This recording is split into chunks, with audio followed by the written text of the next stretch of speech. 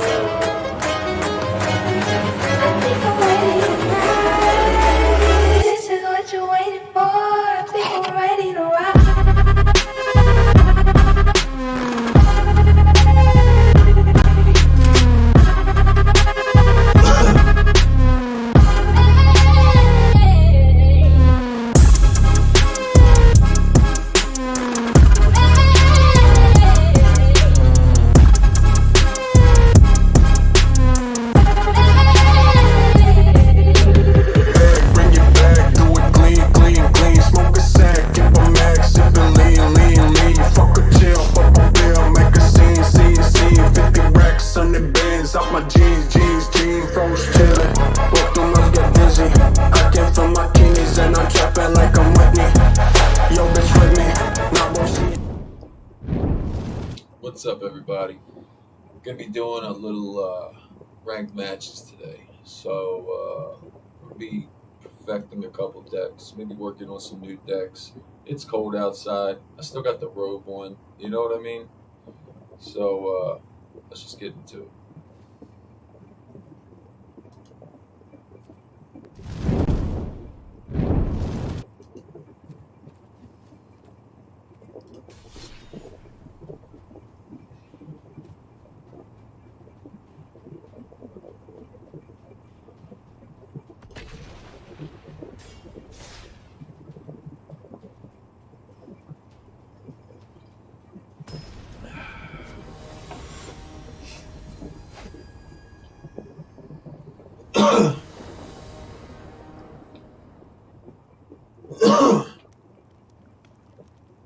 Now, I was working on this last night to try to perfect it.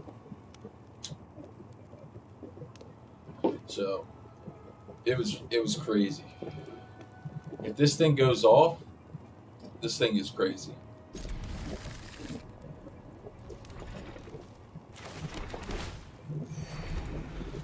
Now afterwards, I'll show you guys what cards are actually in it that I'm running. So if anybody wants to copy them or maybe put their own flavor on it.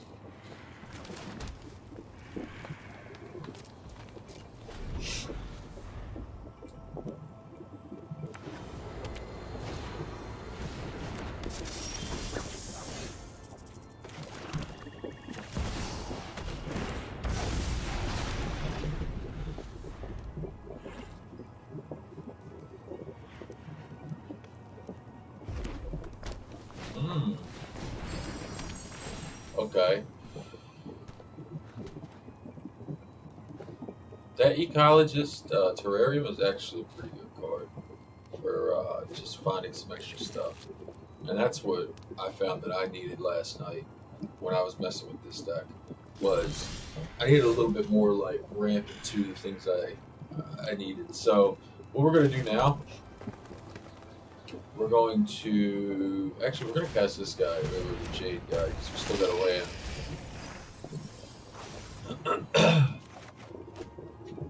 That was awesome. Let's do no attacks.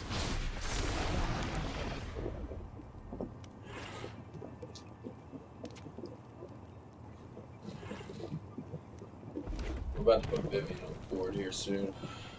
We need to get this Jade Splunker out next.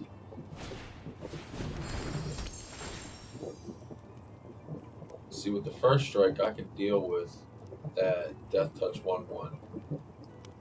This guy looks like they're doing a lot of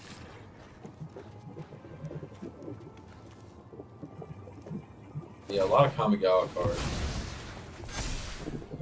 Okay. Fuck it, let's get him out now. I'll do Sunslayer in a minute.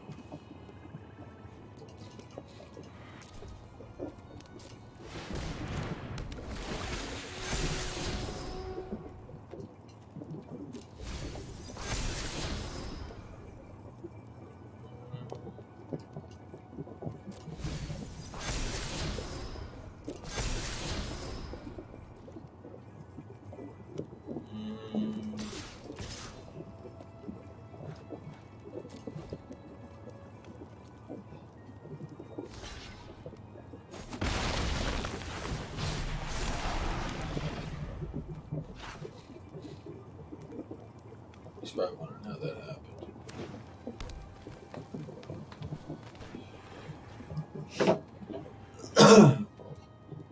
I think, okay, our Millipede coming too. We want to get our Millipede in with like 5. Pyrex's swarm will triumph!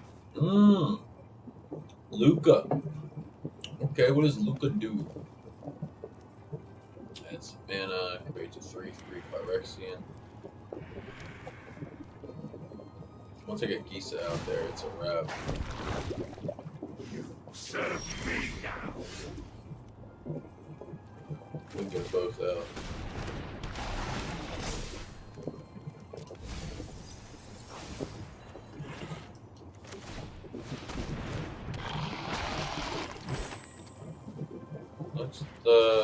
Let's force this hand. And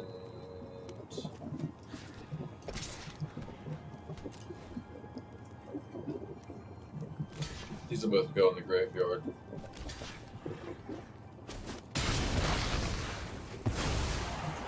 Saw that coming.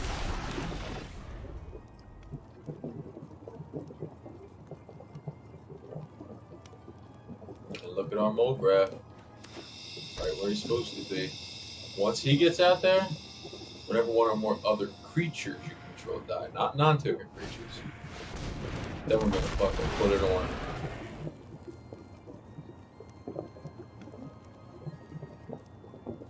I think we got this one in the bag, guys. Let's count. Yeah, there's 7 of them.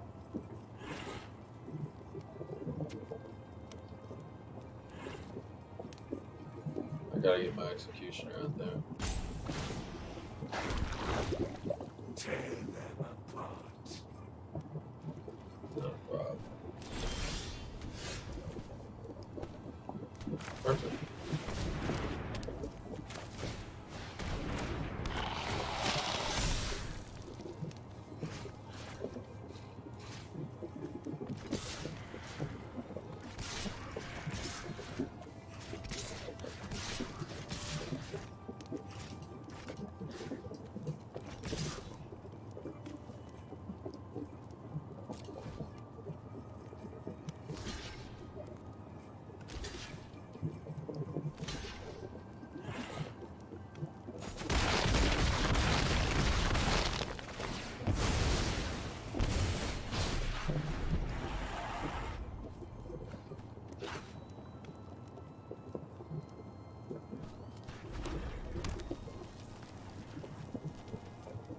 still can't swing. Make another one, dog.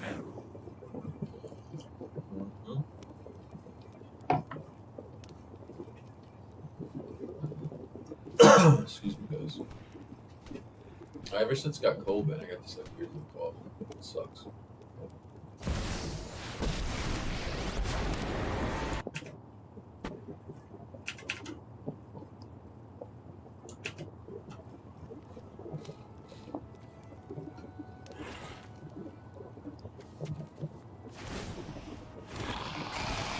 Pyrexia must be nurtured.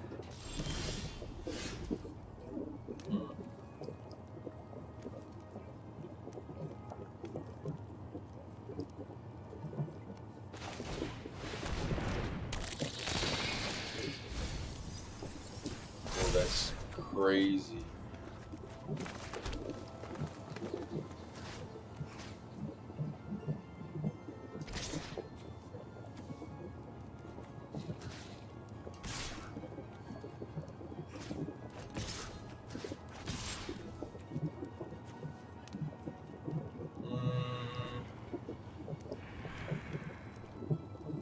Yeah, I'm good with that.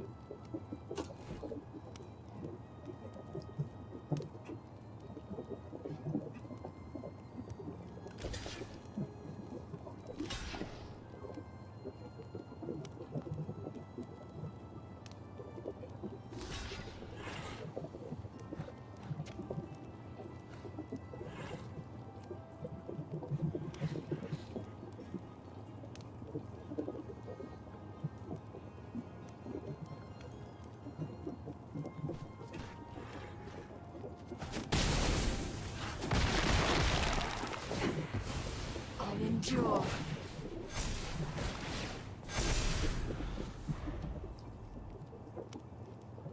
They're getting bigger.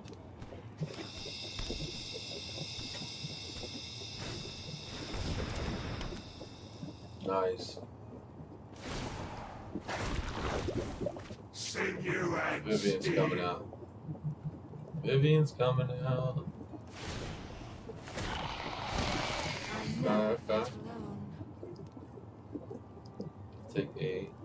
No, I won't. Fuck that. Killing that son of a bitch.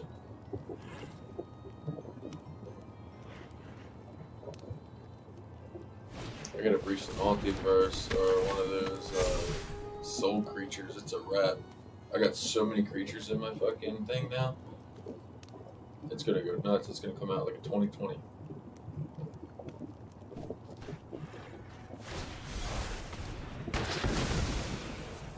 Not a biggie.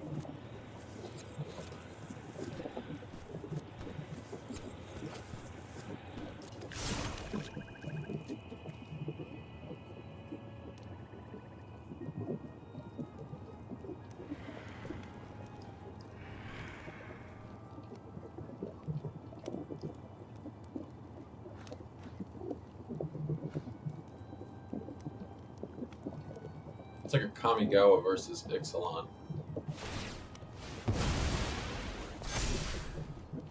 This guy, though. Oh, wow. I can't pass that up.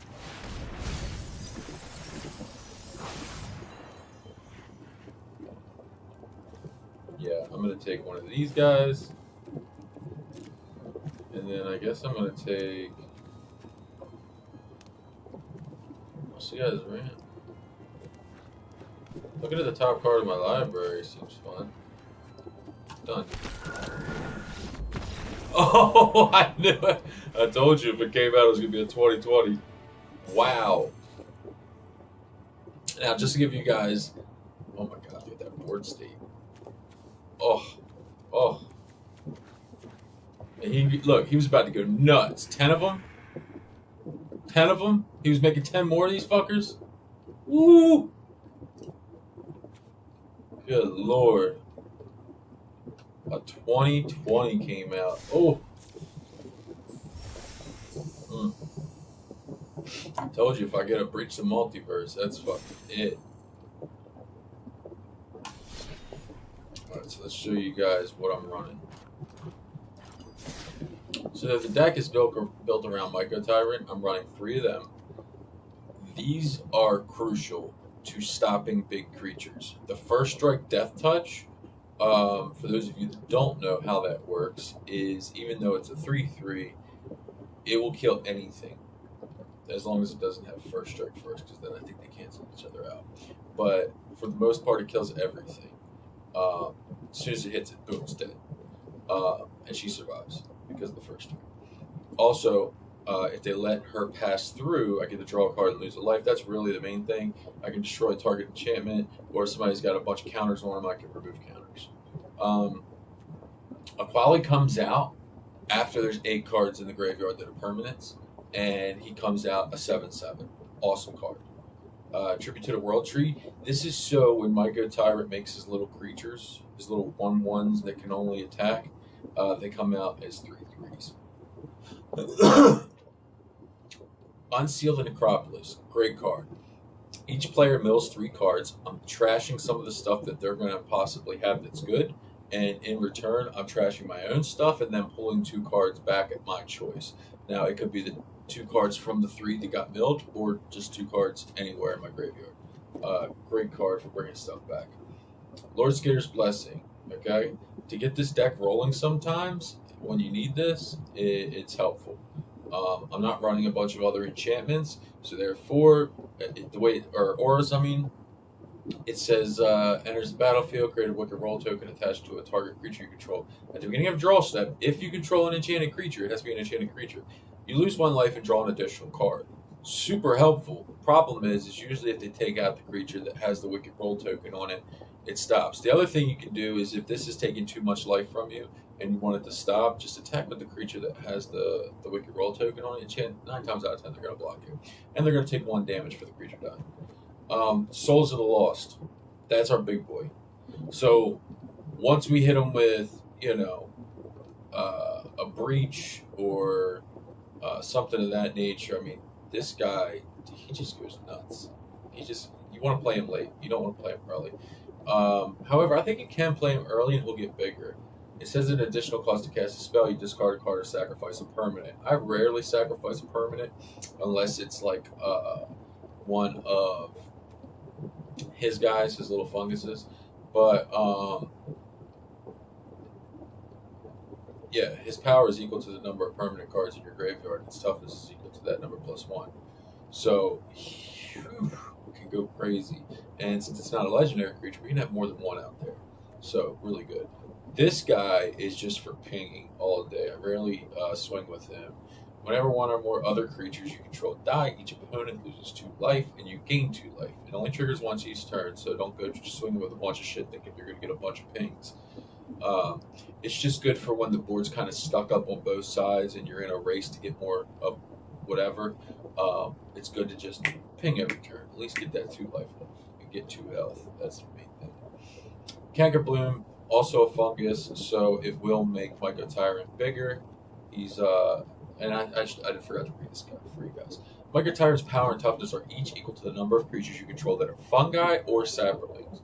And at the beginning of your end step, create X11 black fungus creature tokens, where X is the number of times you descended this turn. Descend each time a permanent card is put into your graveyard from anywhere. That's why this is focused around milling. The other way that you could build this is like make a bunch of Sacrilling tokens. If you have another way to make fungus tokens, I don't think there is, but yeah.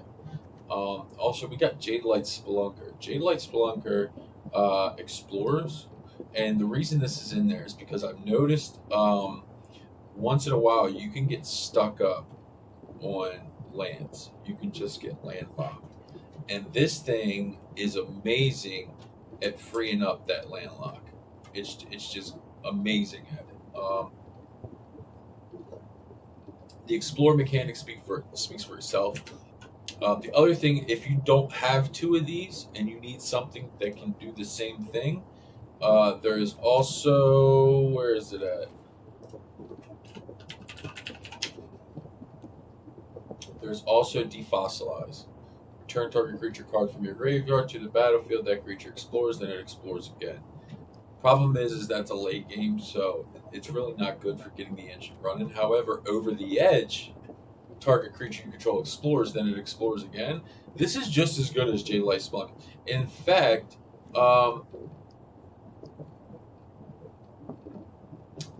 it's almost.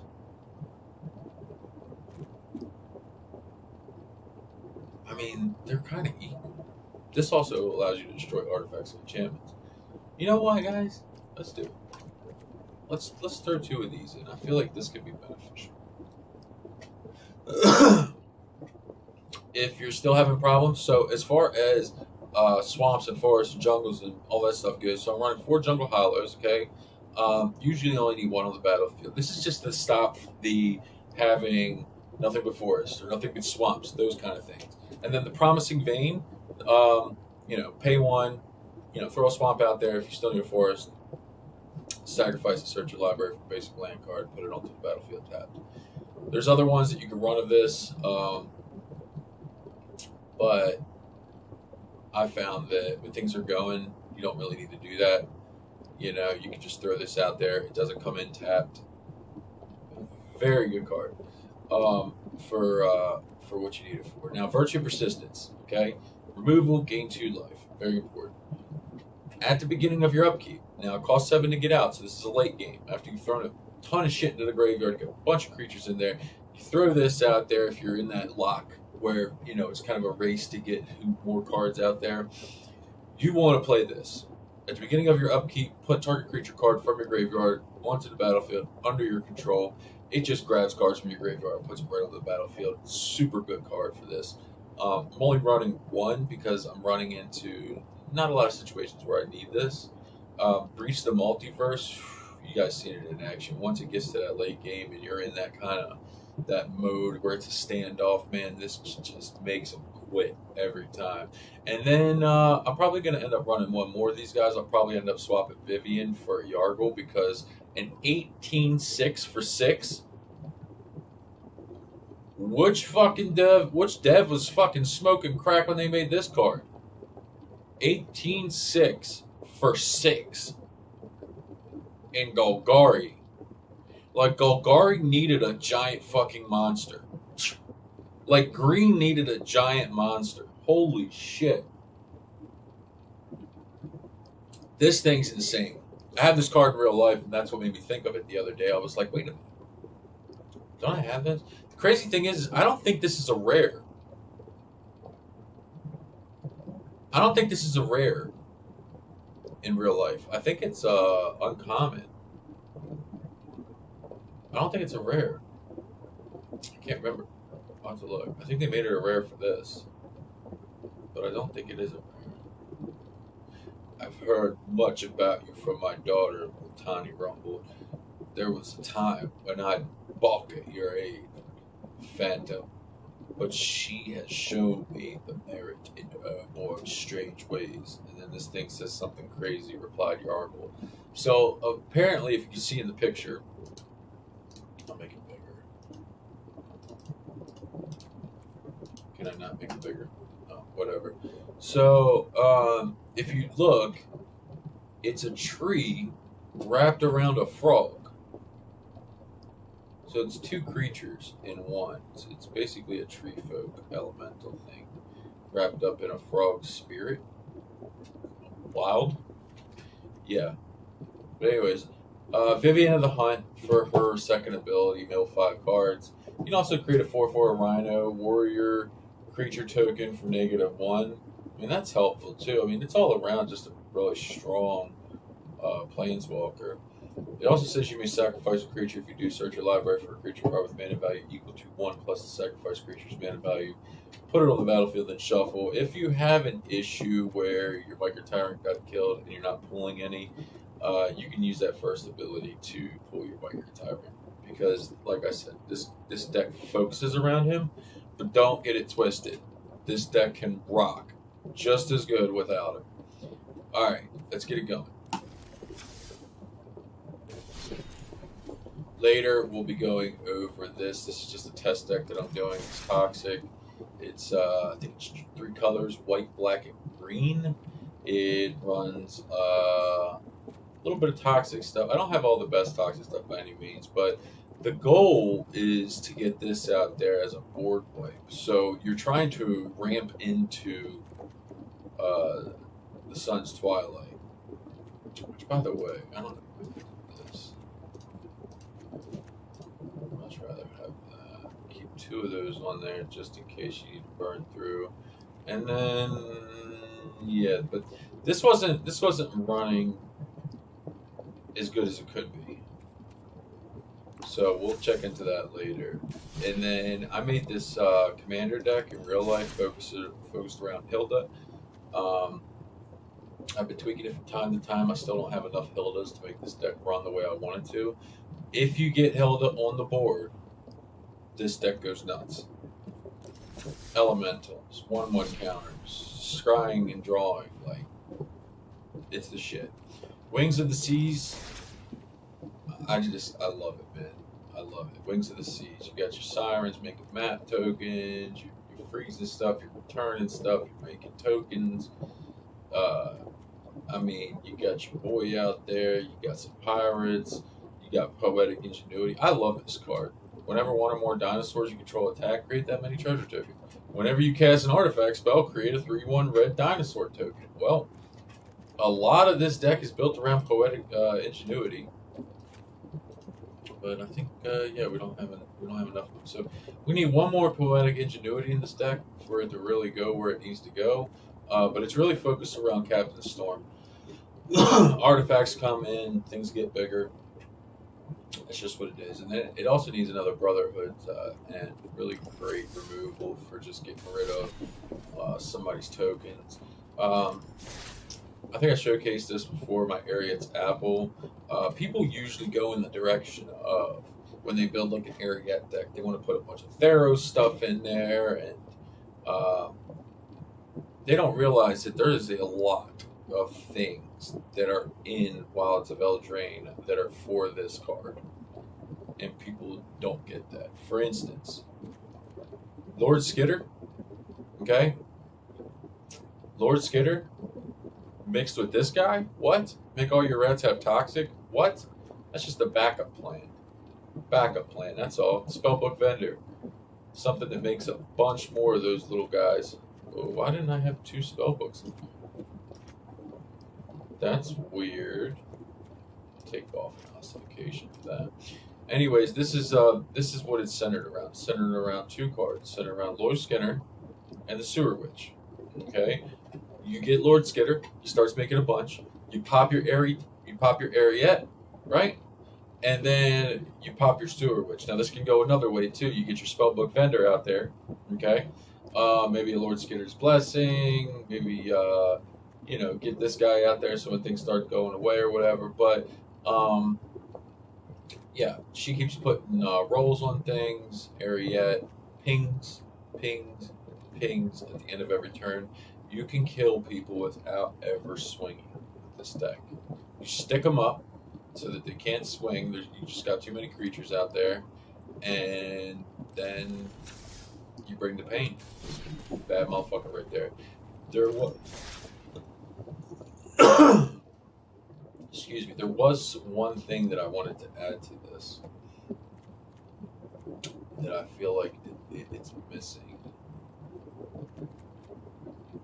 I think the Shieldreds don't need to be here, but they are helpful. I'm going to take these 2 out for a 2-stroke abilities. It was missing some.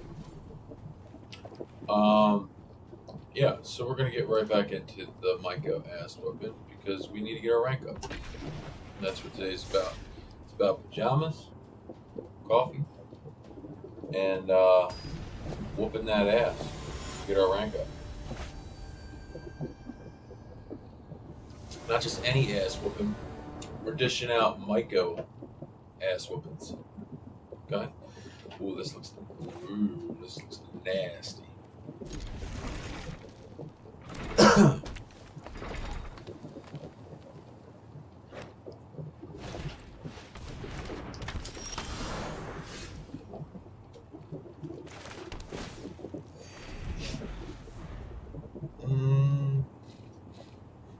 gonna have to get rid of that mana dork. Now I gotta get rid of that instead? Alright.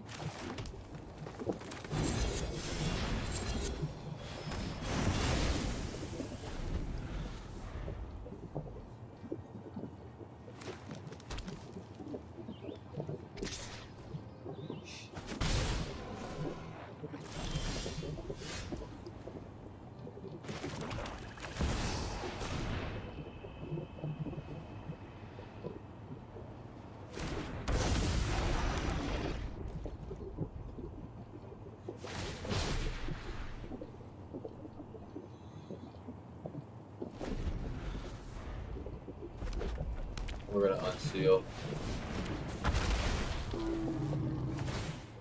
No, we need a Lord Skitter. Really? Wasn't very nice. Let's try that again.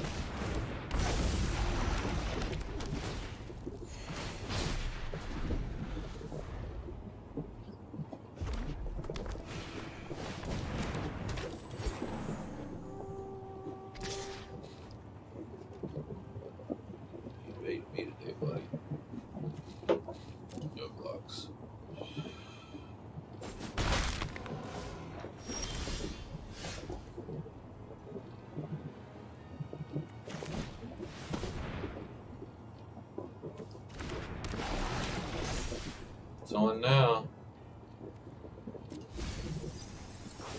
Oh.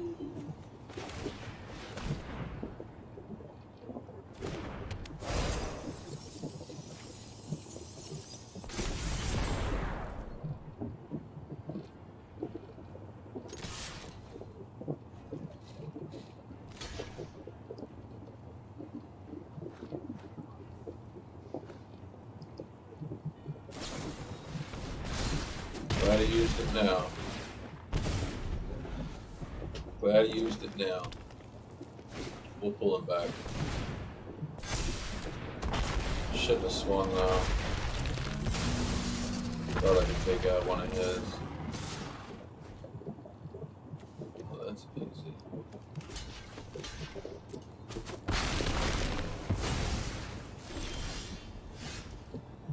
Alright. Let's unseal the necropolis.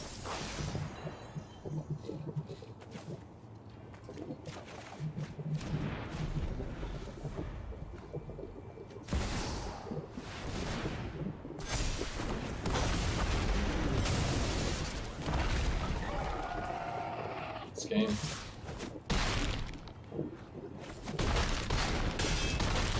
Dino decks are serious though, man. I fucked that up. I swung. I should have never swung. That was my fault, chat. My fault, man. Should have never swung. I should have chilled, got the other shit on the board, let him get bigger, and then I wouldn't have had an issue.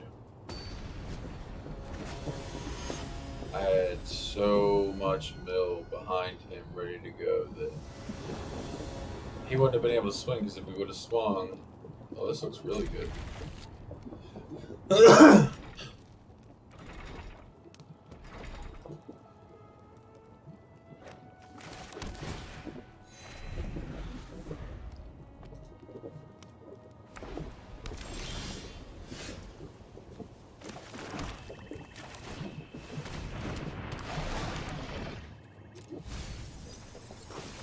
Damn, I needed that. Fuck. You gotta watch milling before you get them on the board. Before you got things to, like, put shit out there.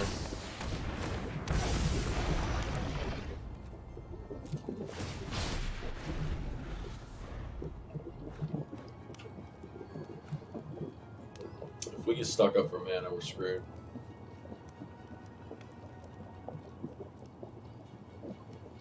We shouldn't, though. We shouldn't. How cool are these cards over here, though? How they light up when you go over top of them? What does this do? Nothing.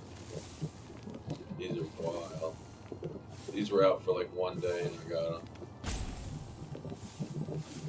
I got this one and I got the Golgari one. This one's Rakdos.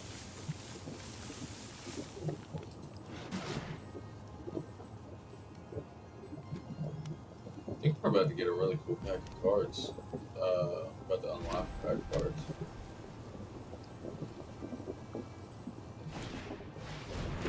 Oh, nice card.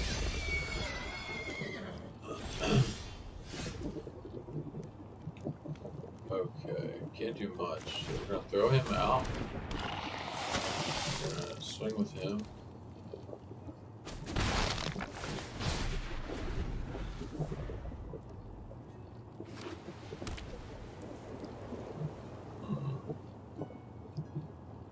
Come on, buddy.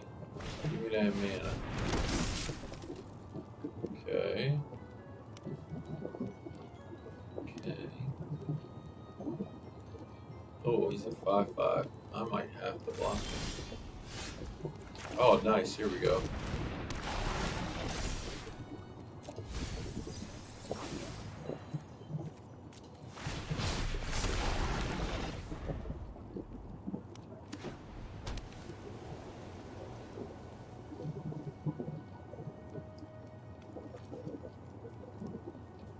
At least I can deal with that bunny.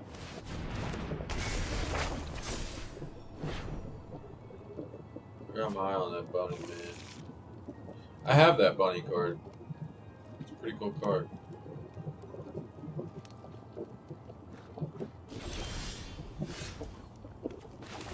Dude, we're doing this with 3 mana. 3 mana is what we have out there right now.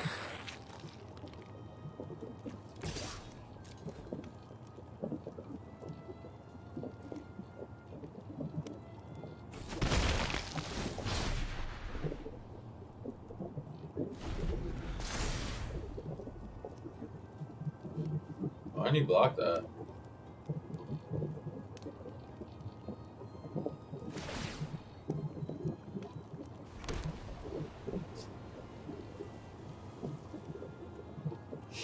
His deck is not meant to deal with Death Touch. Seeing that now. We need to start ramping, man.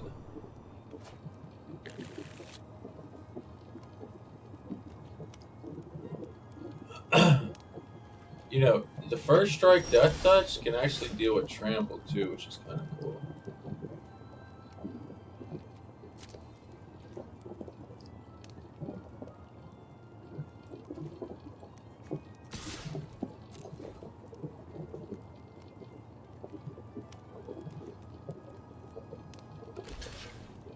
No, you didn't.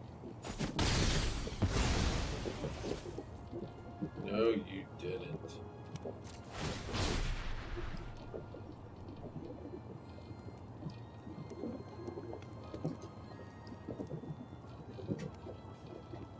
Wow, you fucking fell into that.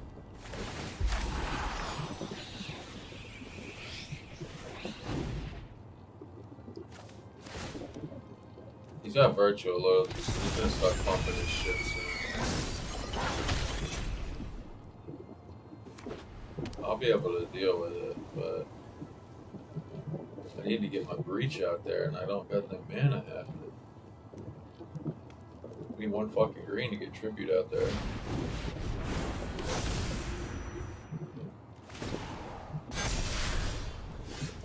Yeah.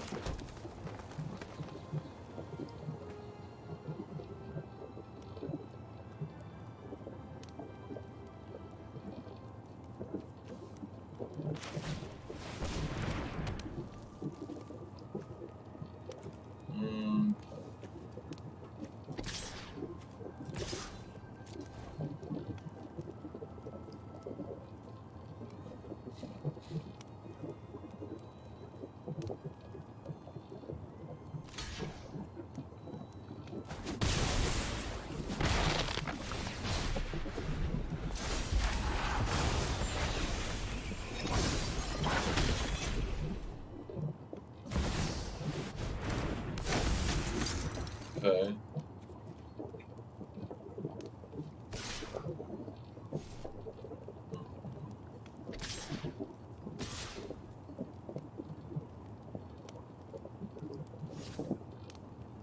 Didn't take that there, did you?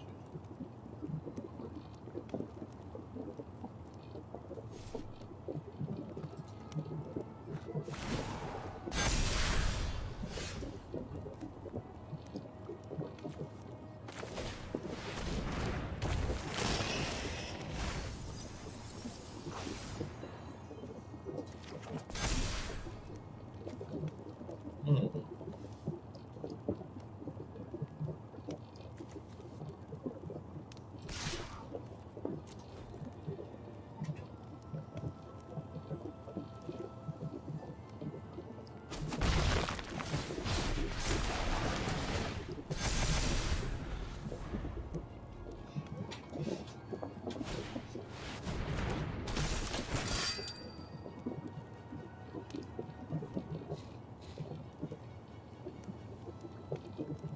I'm good. As long as you don't trample, I'm gravy.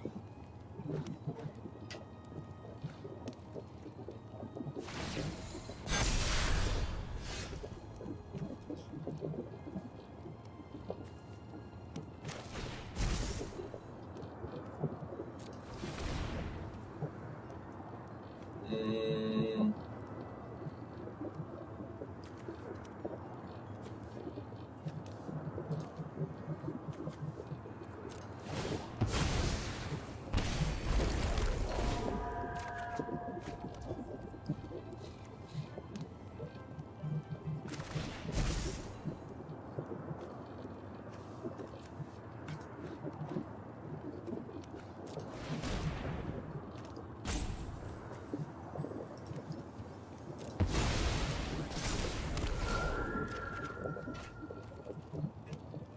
Hmm.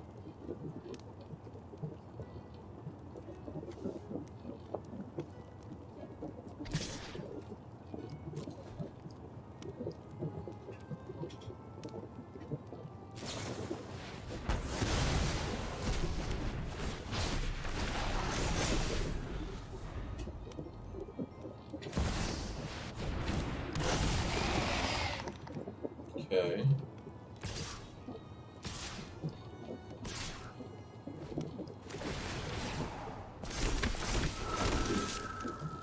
Hmm. One bunny corn down. Let's see. You down. And then, let's do, let's just stop you. Stop you. Stop you.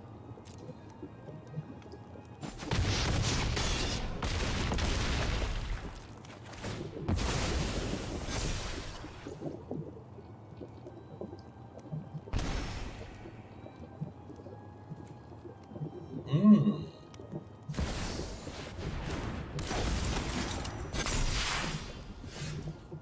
Hmm.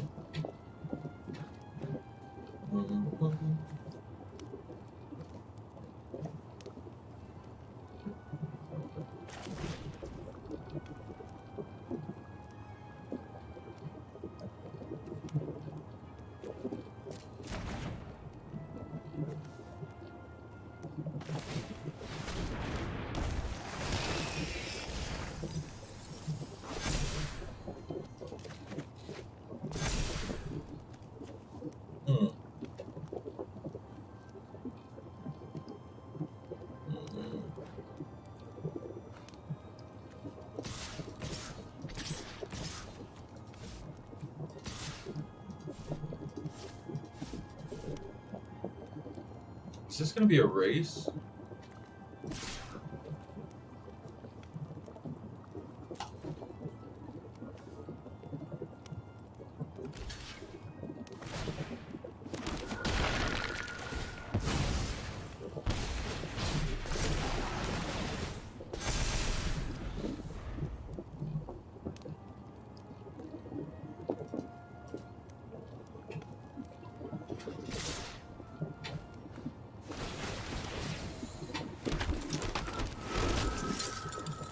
Hmm.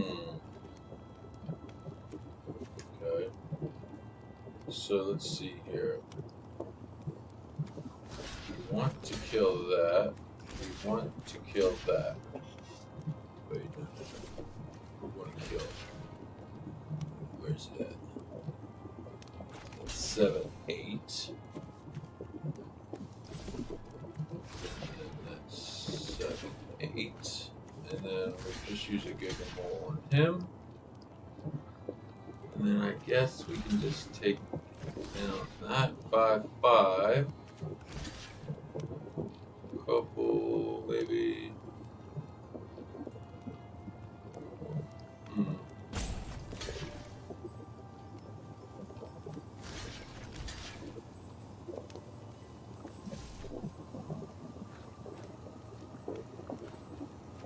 Wait, I need something to die.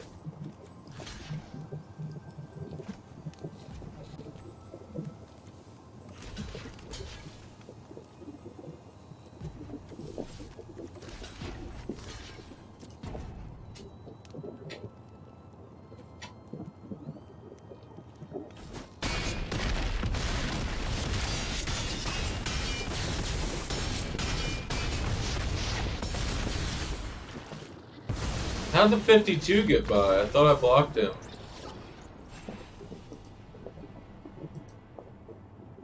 I thought, oh man, I took the blocker off of the 52. I thought, didn't mean to do that. That was good. That was good. That was a race, and I didn't get the right cards. Let's get a pack of cards, guys. We got 1,300. Let's get a mythic pack. We need a good mythic pack. Let's do an Ixalan mythic pack. Try and get some more Ixalan stuff. Anyway. Okay, we got a lot of these already. Chamil, the Inner Sun. Spells you control can't be countered. At the beginning of your end step, discover 5. Discover 5. Now, what deck should this go into? Discover 5 at your end step. Discover 5 at your end step.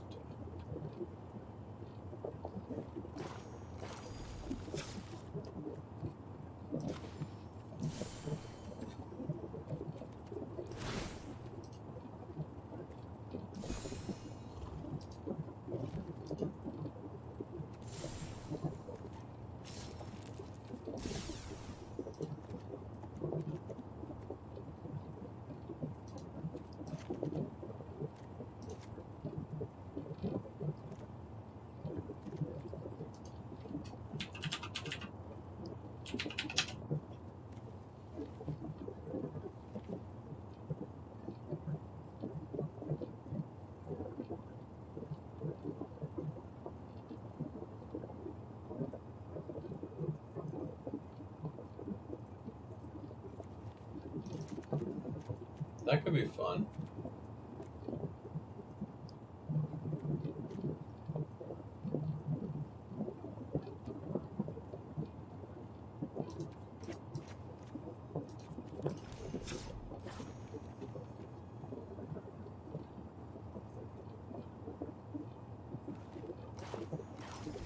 And Hualti.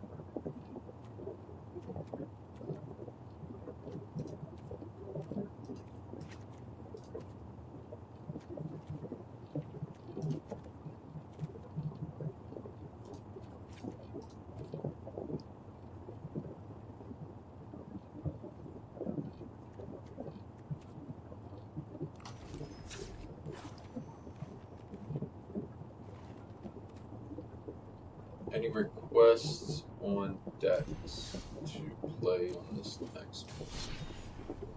We're having fun with the Myco ass weapon. Let's try our Wings of the Seas. We haven't played it in a while. It could be fun.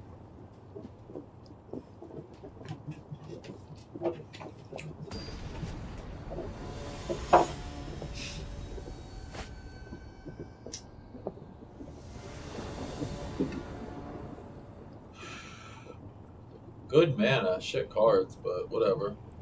We'll try it.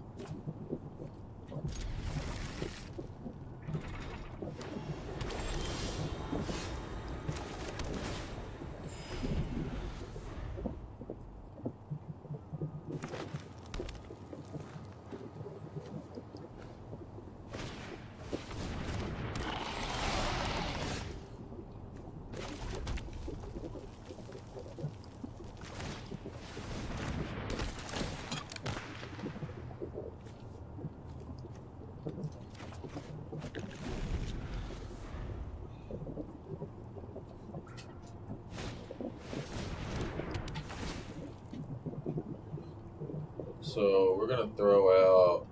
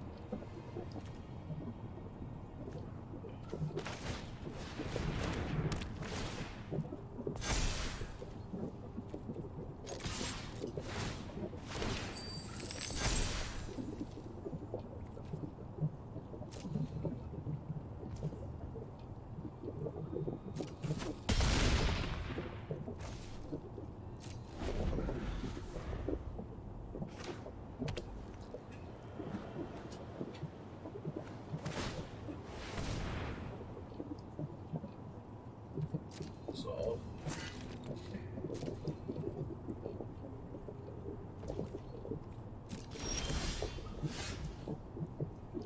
let's do this one.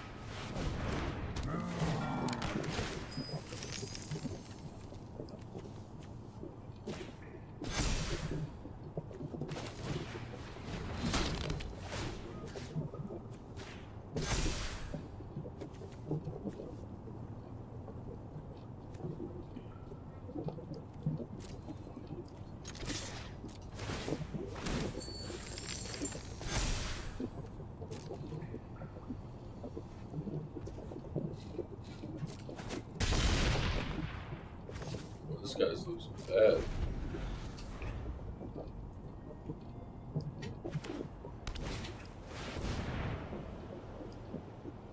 I know he didn't plan it to be this bad.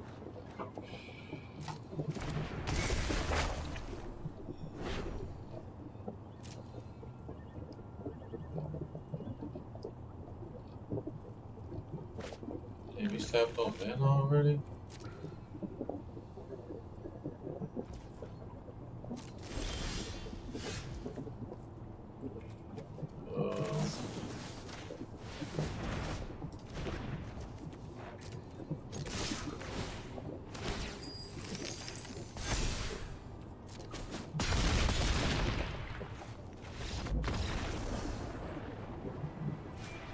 Damn, when you lose with 2 cards. Whew. Out of coffee. Son of a bitch. Son of a bitch.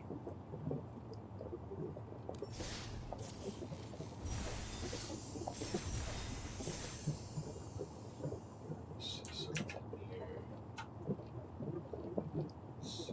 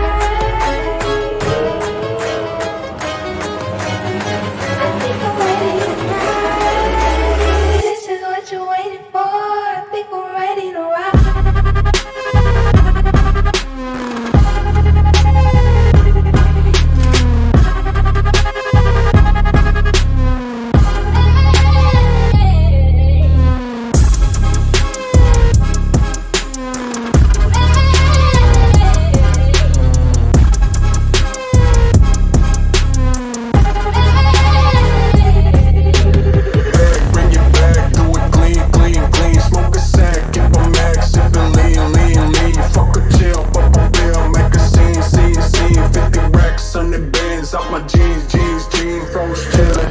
Walk through must get dizzy. I came from my kidneys and I'm trapping like I'm Whitney. Yo, bitch with me, nah boy, she ain't missing. Hold up, who you dissing? I say, hold up, cock my glizzy, bang, bang.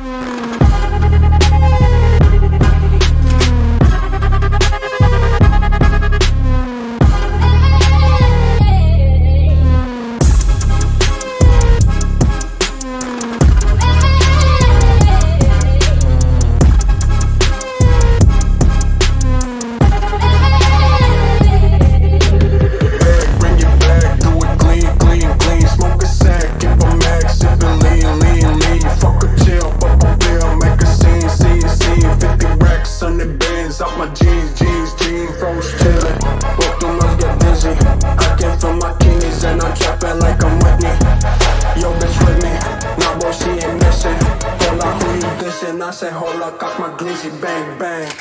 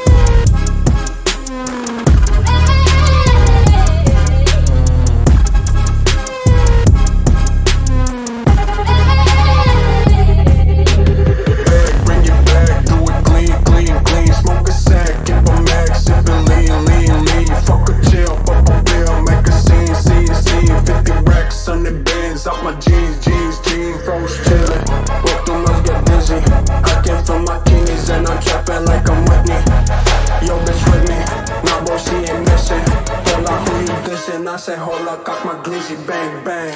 I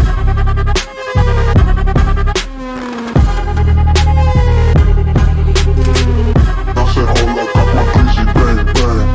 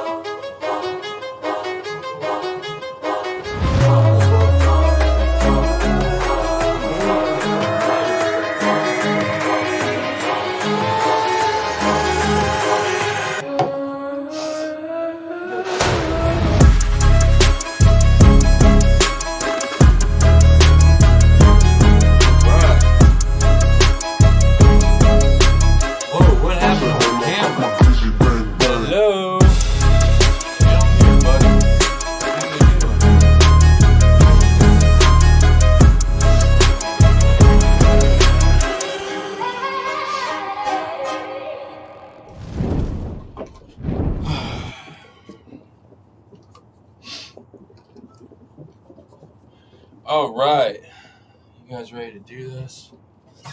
So,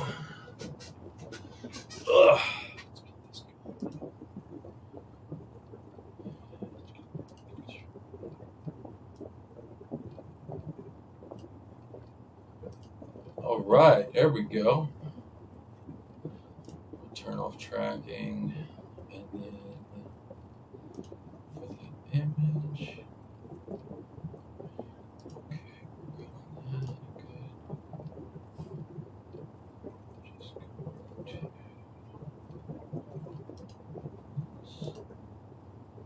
All right, fellas, we are back. Let's see what we got here. So, I think we packs. Oh, we reached the next part. So we got a Lost Caverns of Ixalan. Woo! Free rare. Let's go. That's awesome. What do we get here? Another Schooner. Smells right. What's this? Enters the battlefield, create a 4/4 white and blue golem artifact creature token. Then you can do this to tap to create a 4/4.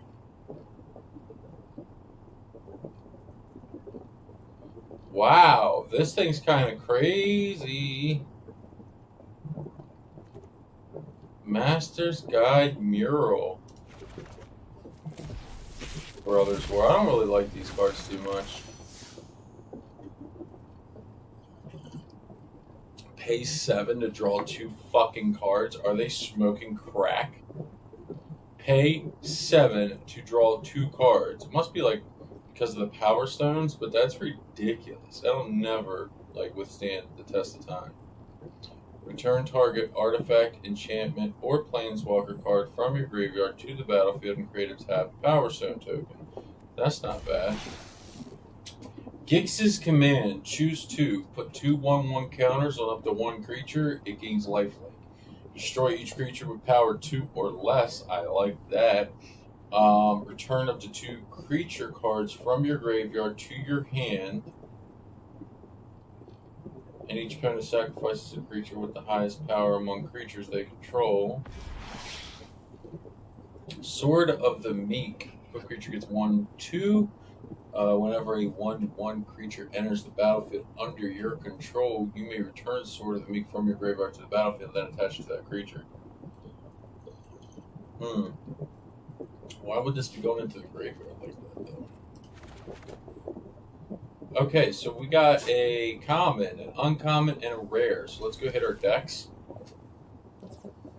And let's see what really needs it. So let's go check with Ariat, because we love Ariat.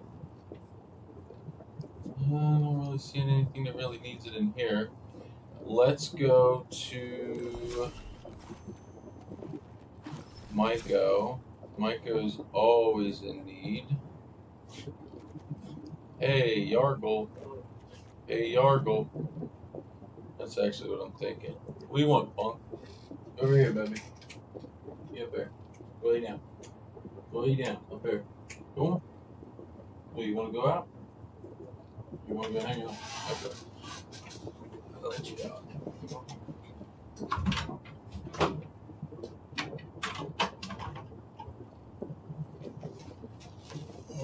Okay.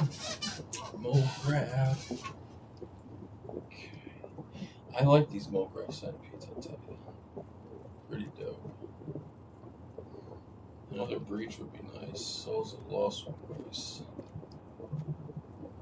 Sunslayer's insanely good.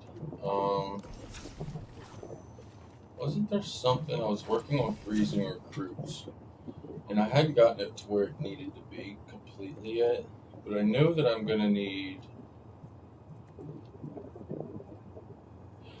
That's right. Solitary Sanctuary is a staple in this deck.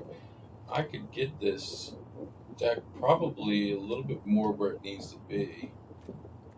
I'm fixing up a couple cards.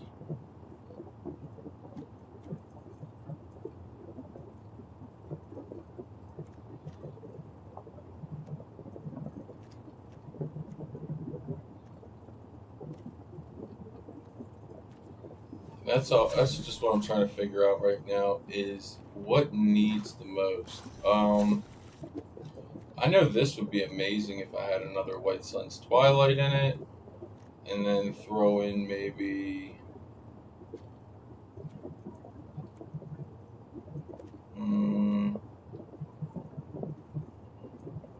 That first strike is really nice, and then another Phyrexian Druid.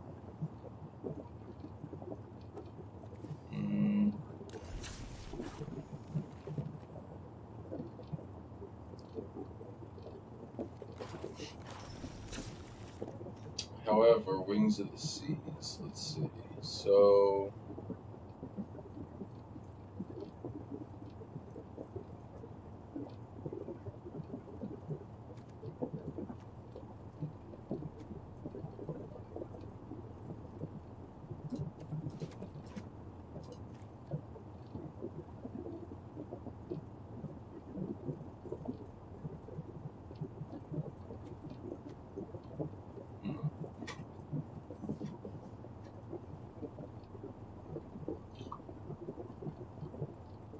let me see something.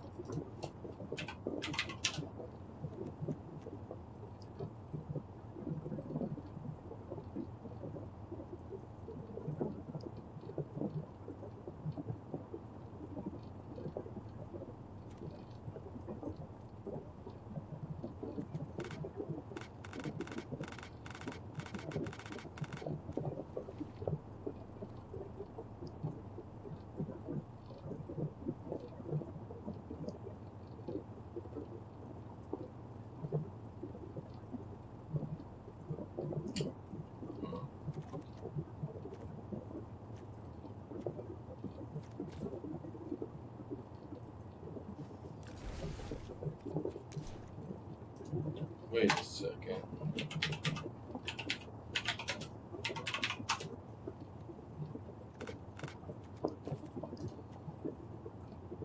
There was an extra destroy all.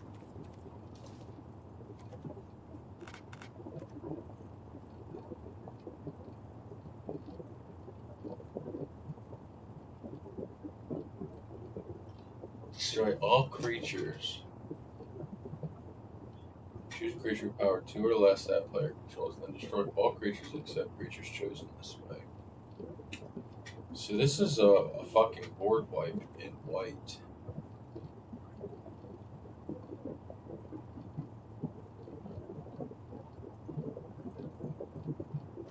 She's nasty.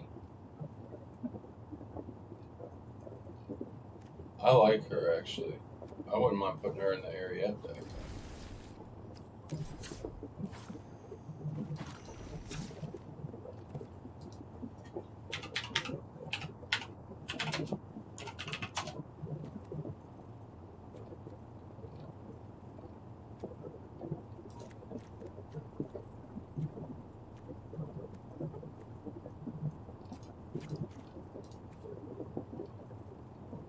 Hmm.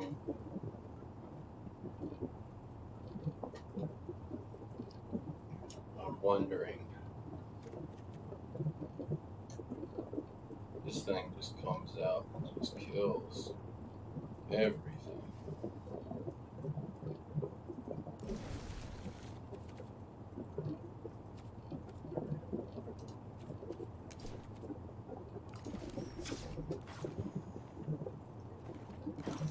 That's what this needed.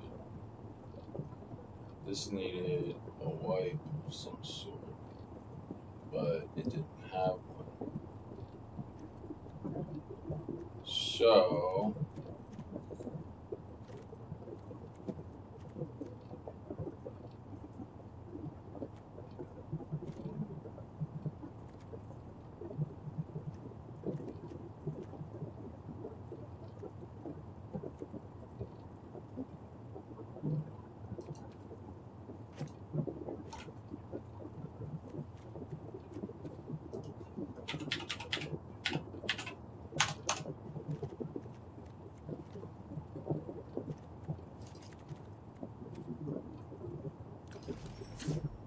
let's run it real quick and see how it runs.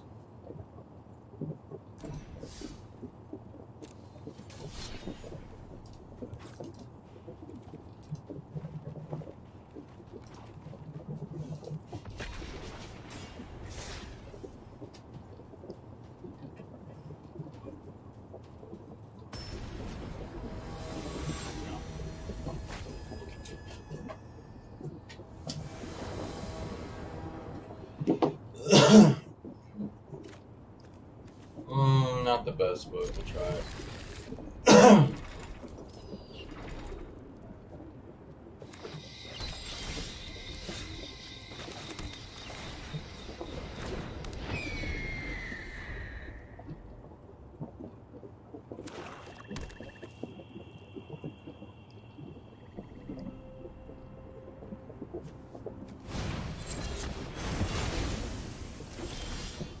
Really? Was it that serious? Was it really that serious?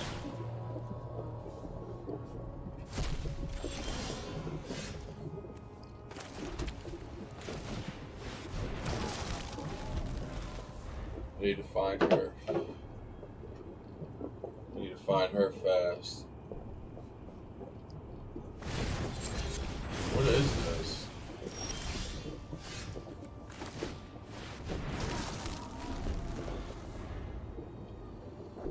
Just gonna keep playing removal, weirdo? Rutstein, huh?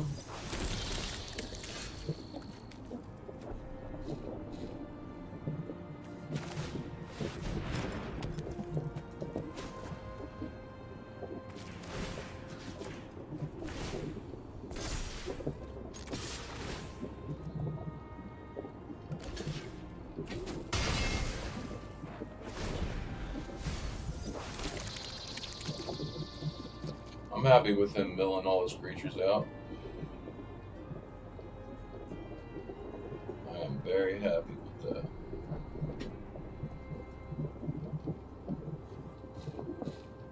He swings, he's gonna lose it. Oh wow, okay.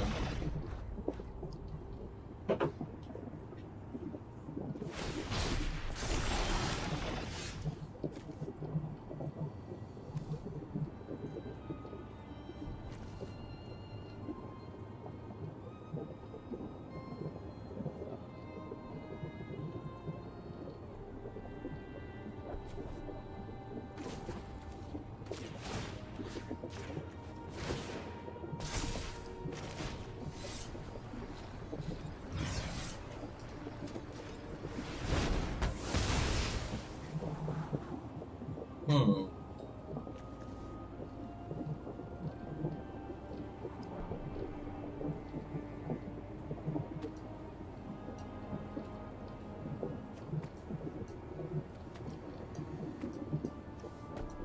Okay, we need to get to her quick.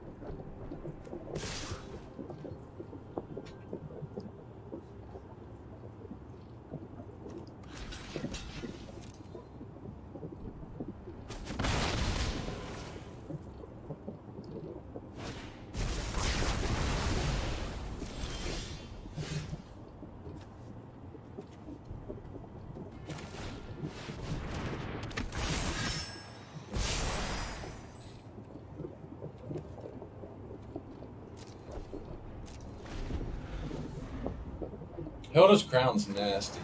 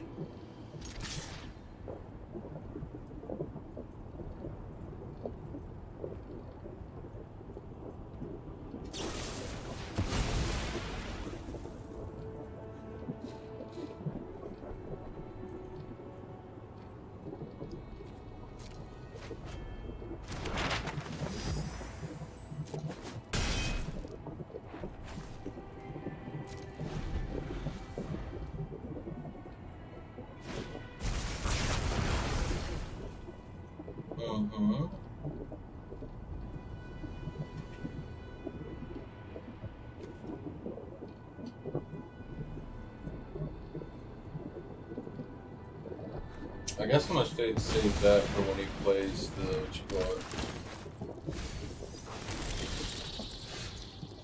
Yeah.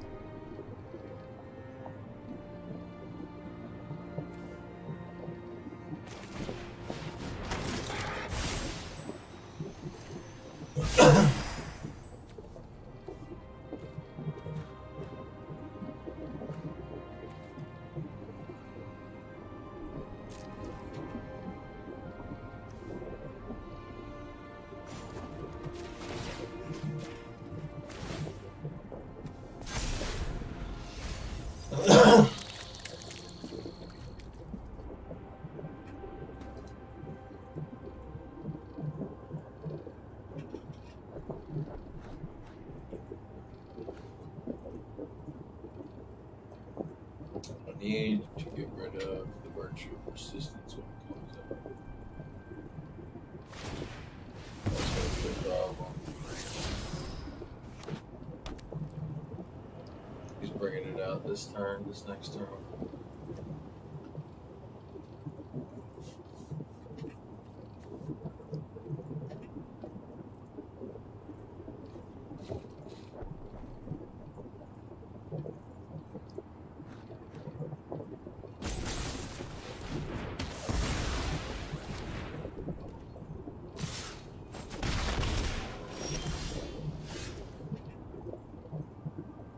Okay.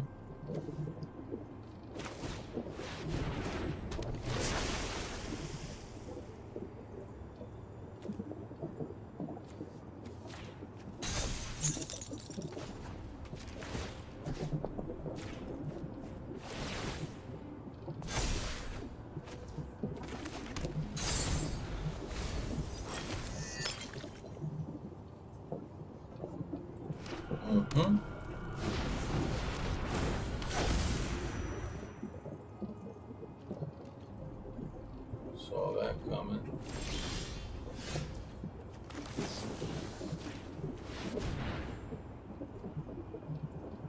Yeah.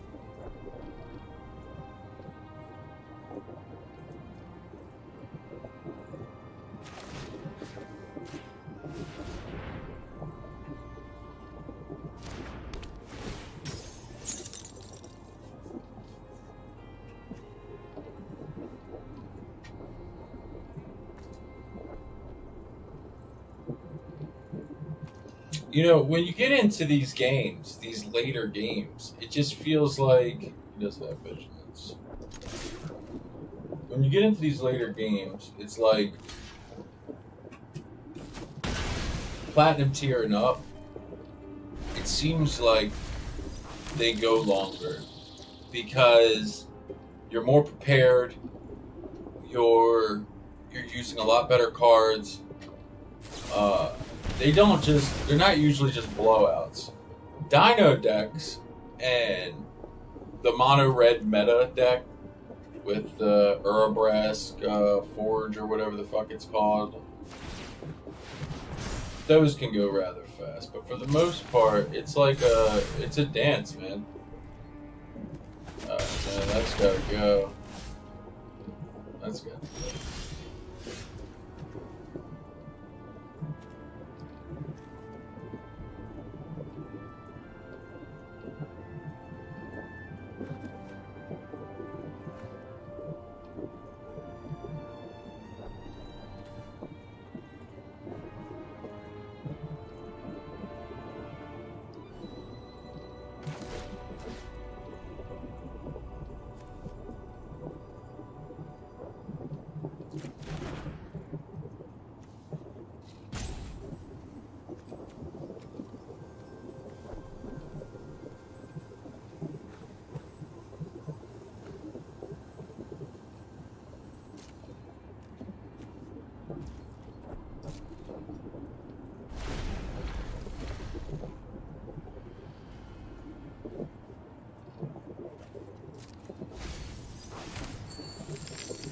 Play it.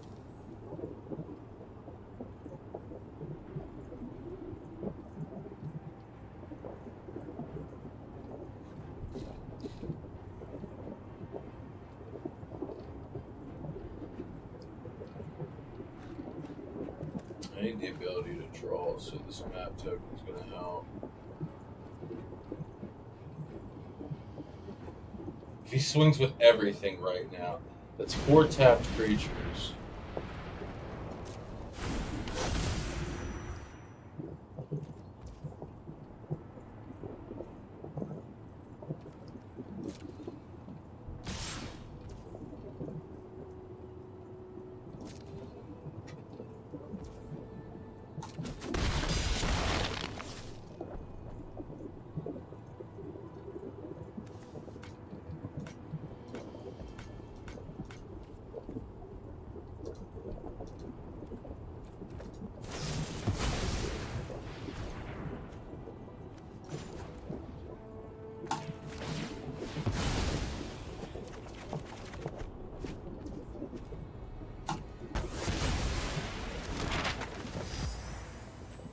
Oh, hell yeah.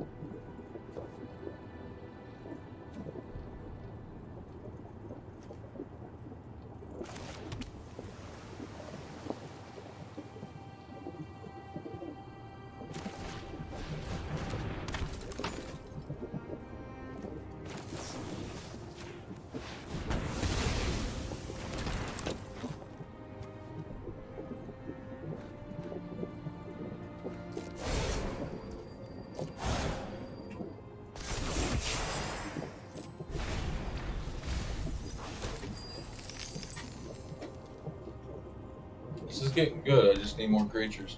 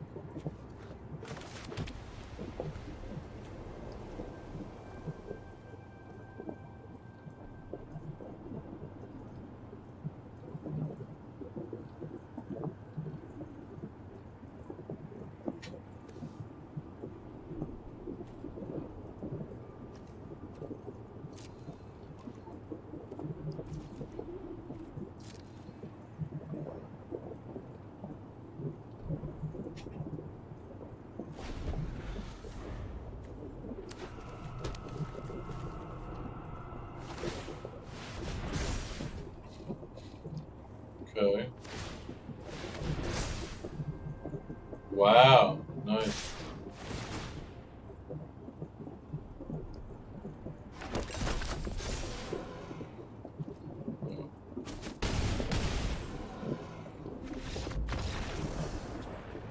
No, kill me with the lance. That's wild. Mm. Good job. I like that. I was thinking outside the box. When you got no moves and you're just like, fuck it, use this land. That was well played, sir. Well played. Now let's go back to this and see what we're missing. Because what I saw that we were missing, look at this, ice out. We got, let's see here. Let's take a look here. So we're looking at creatures, 14, non-creatures, 24. We need to up our creatures.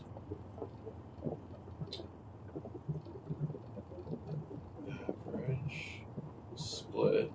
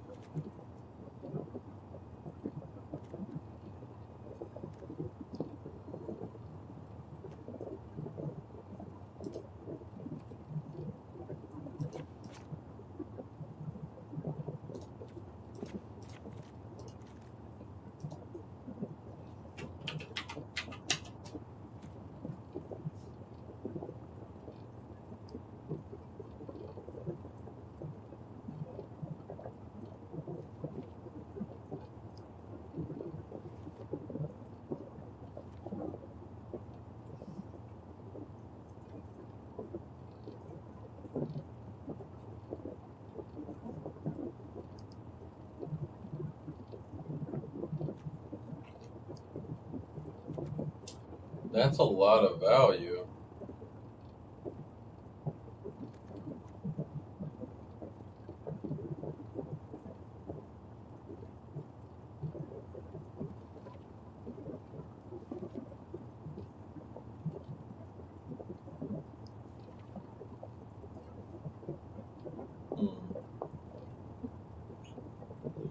This is something that we want to. I think we need another one of those because we want to run into that as much as possible. I think it's just 1,000 more Swiss and Smithy.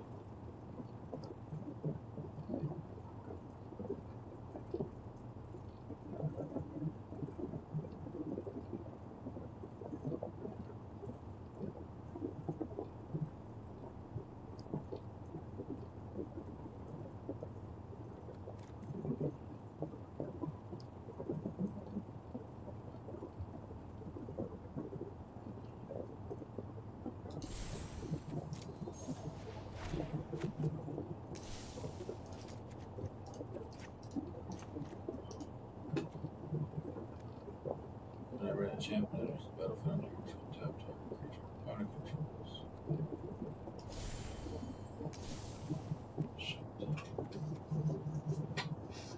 That's a good one to have in there, though. Virtue of Loyalty would also be really, really good. It's only 5. I think we'll drop one of those. The board, actually, the board wipe's nice, but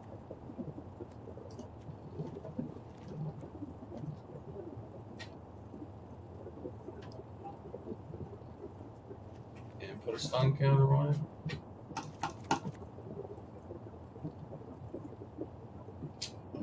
that a lot.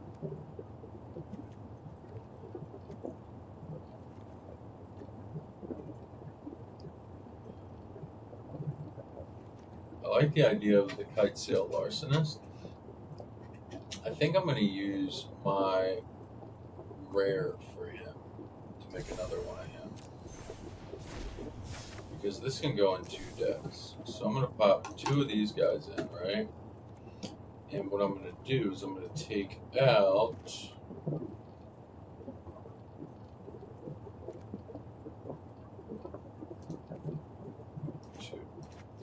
guys. So we got the Solitary Sanctuary, we got the Larcenist. I think we're right where we need to be. We're going to be Craft All. Done. Now, in our Wings of the Seas, okay, we are going to take Kite Sail Larcenist. We're going to add another one. We're going to take out the Decadent Dragon. We're going to do that. Also, we're going to remove Brotherhood End.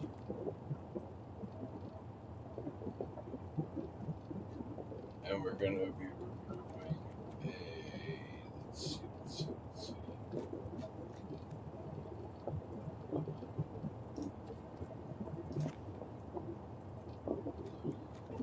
Okay, and we're going to be putting in to activate abilities. Do we even have any mana activated? Okay, what's this now? There's battlefield target creature.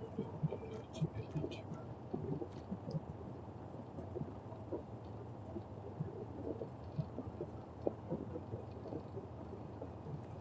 It's not bad.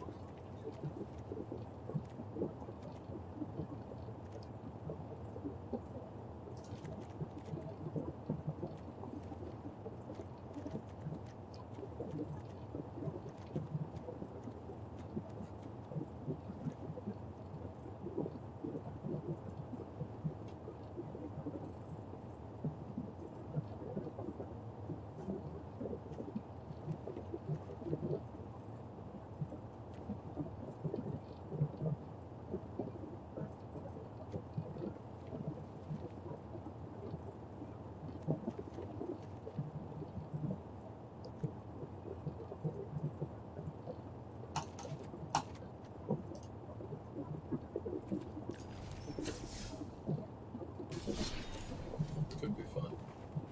Alright, let's try freezing recruits one more time. We really need to get that mythic. The mythic is the game changer. We need to get another Hilda in there. We need 2 for real. Oh, that's cool. That's probably the coolest one I've seen. One of those War of the Spark, a mass creatures. That's cool, man.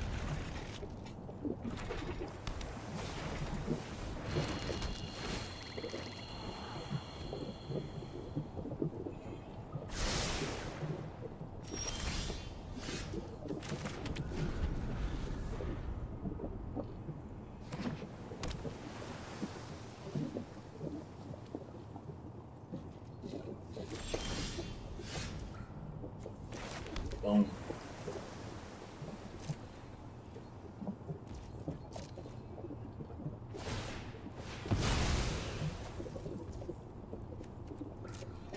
Love just pulling shit out, try to do shit, you know?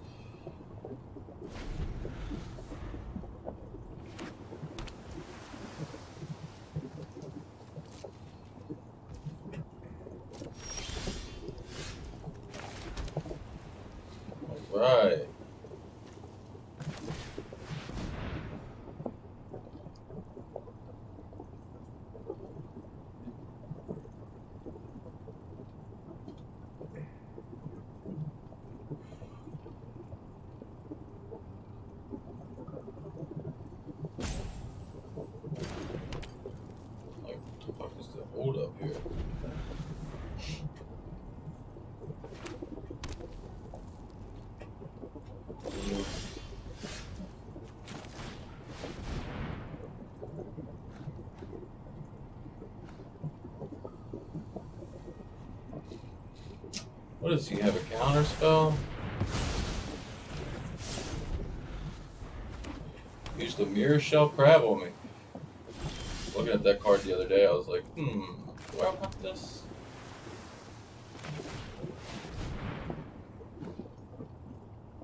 I feel like it's working a little bit better now that we got a little bit more creatures going on in here. Okay, he's tapping. Still gets the backup.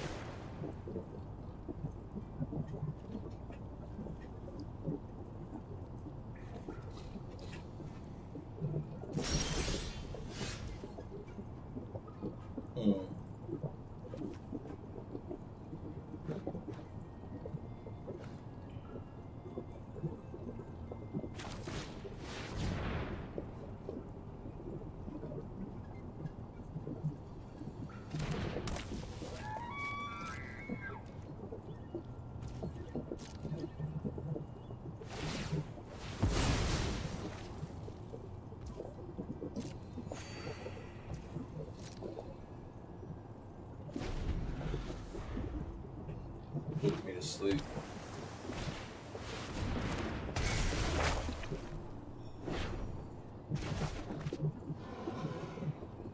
That's your move.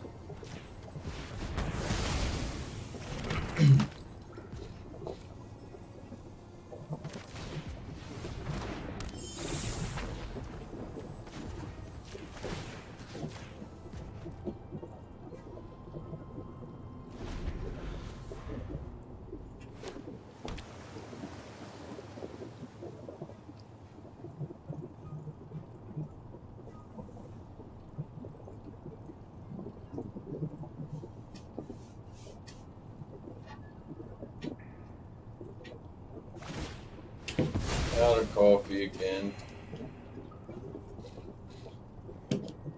Makes me sad.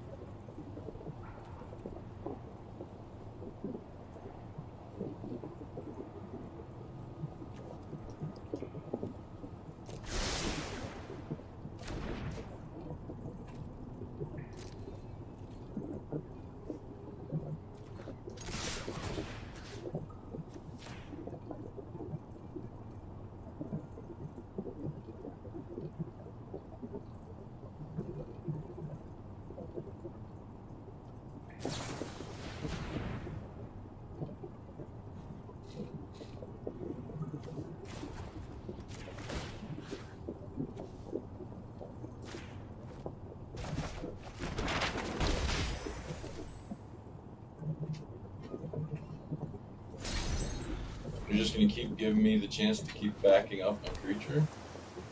Makes no sense.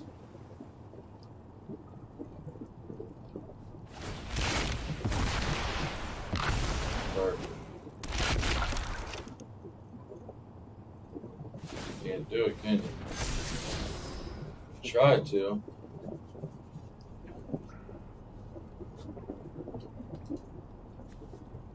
I know it did, didn't it? Yeah, you made it into it.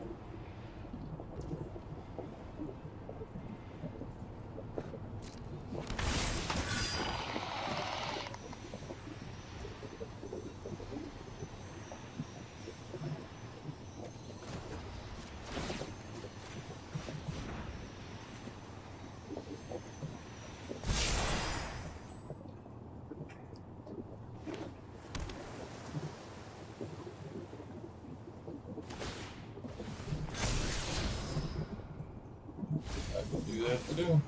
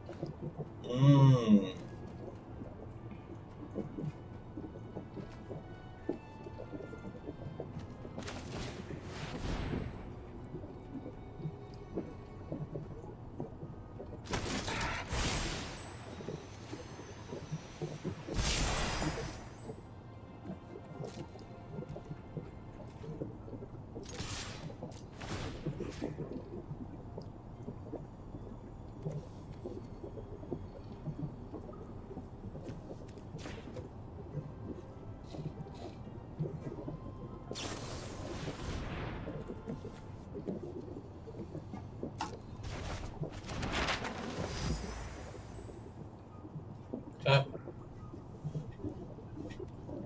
Tap it.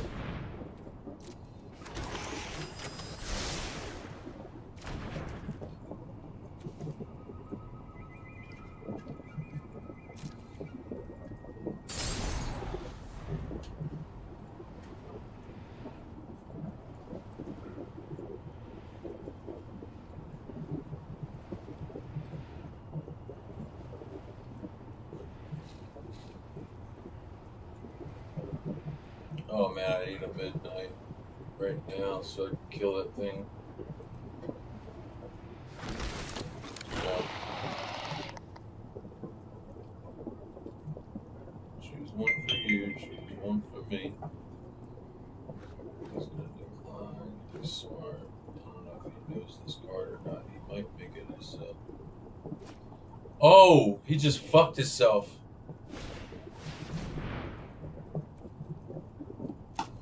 Resolve, my friend. Go for it. Oh, he just fucked himself. Resolve. What is this weirdo shit?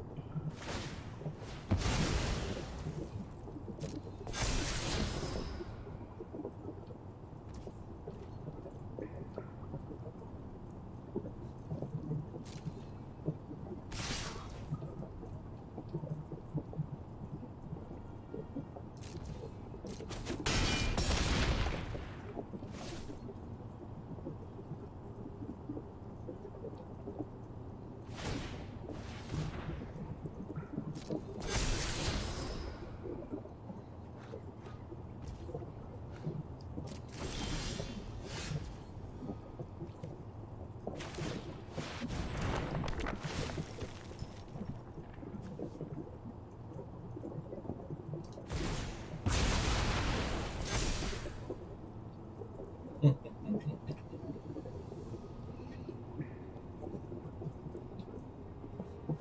then let's see.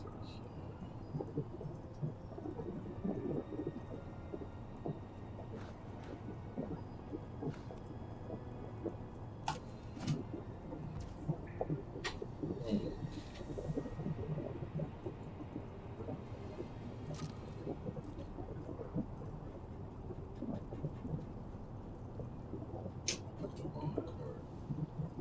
That.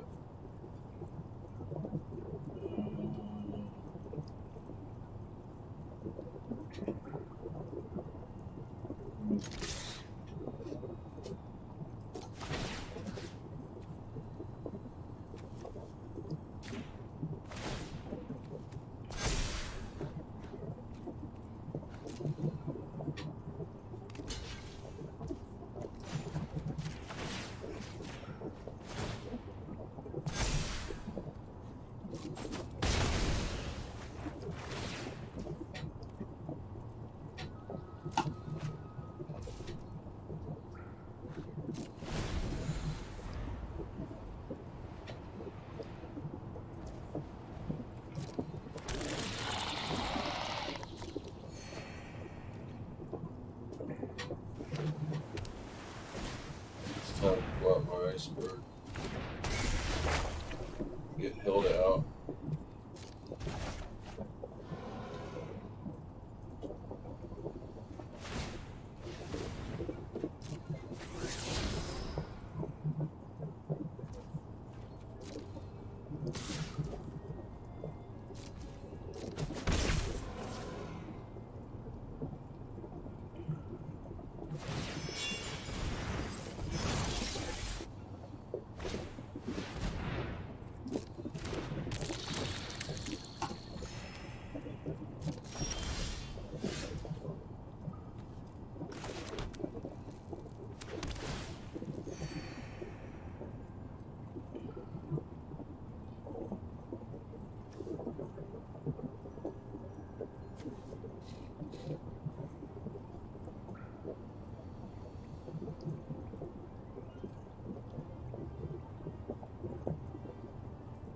That's nuts.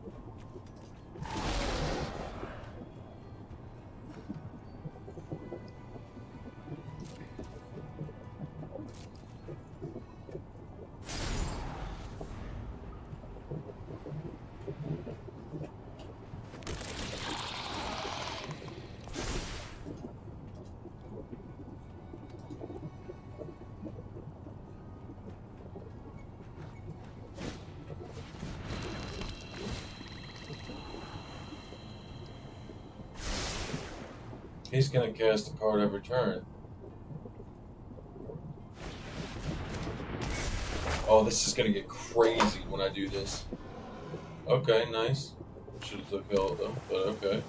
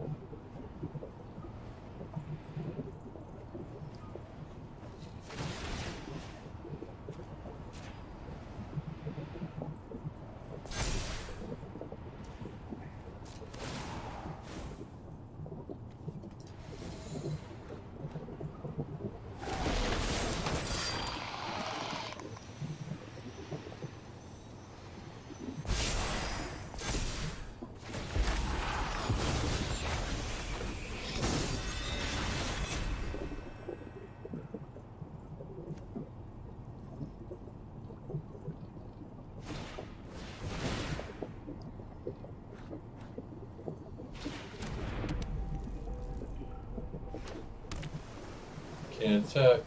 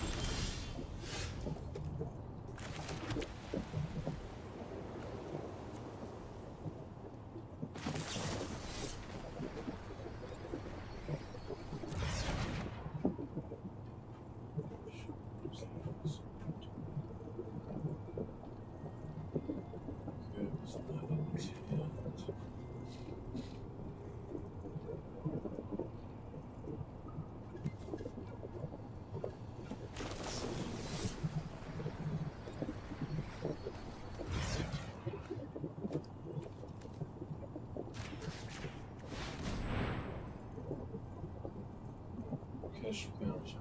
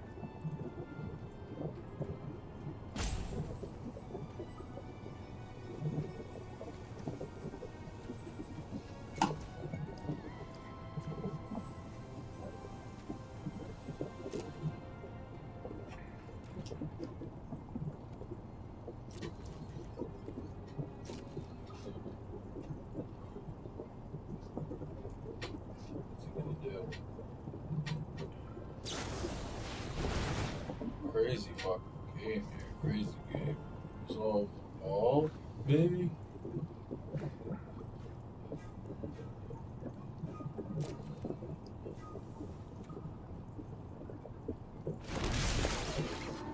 Okay.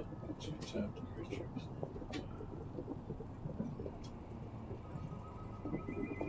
He's got a mirror shell sitting right there.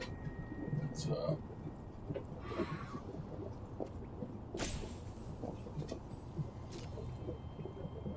should have placed Hilda.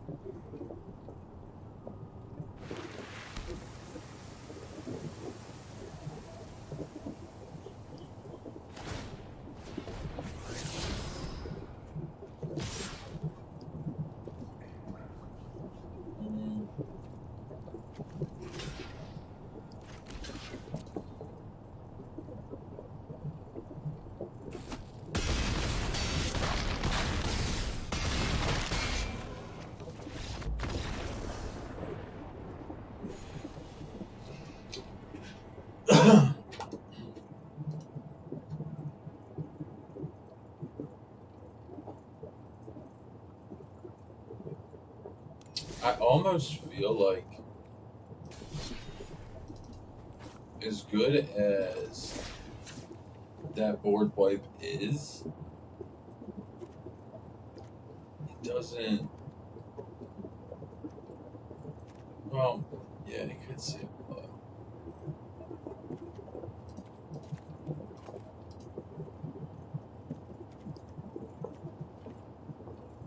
Hmm.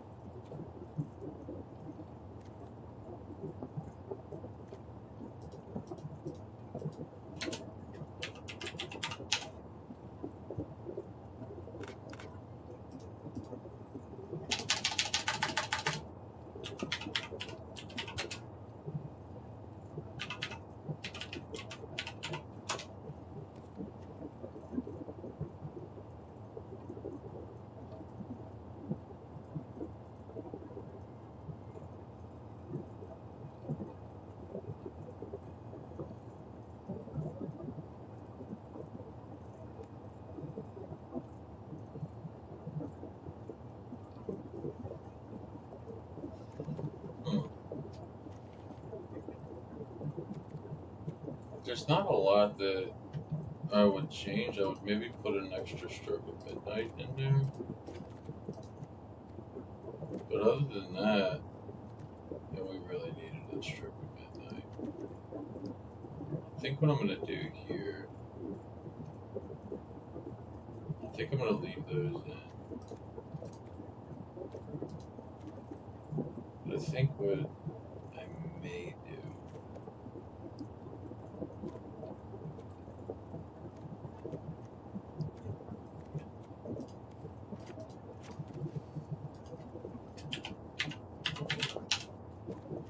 there's a board wipe. Here we go. White Sun's Twilight board wipe, maybe.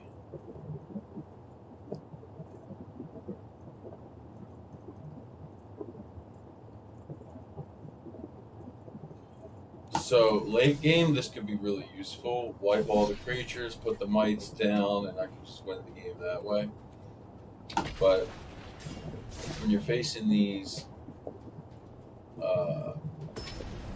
decks that have a ton of token engines, you have to have some way of dealing with a massive amount of cards on the battlefield.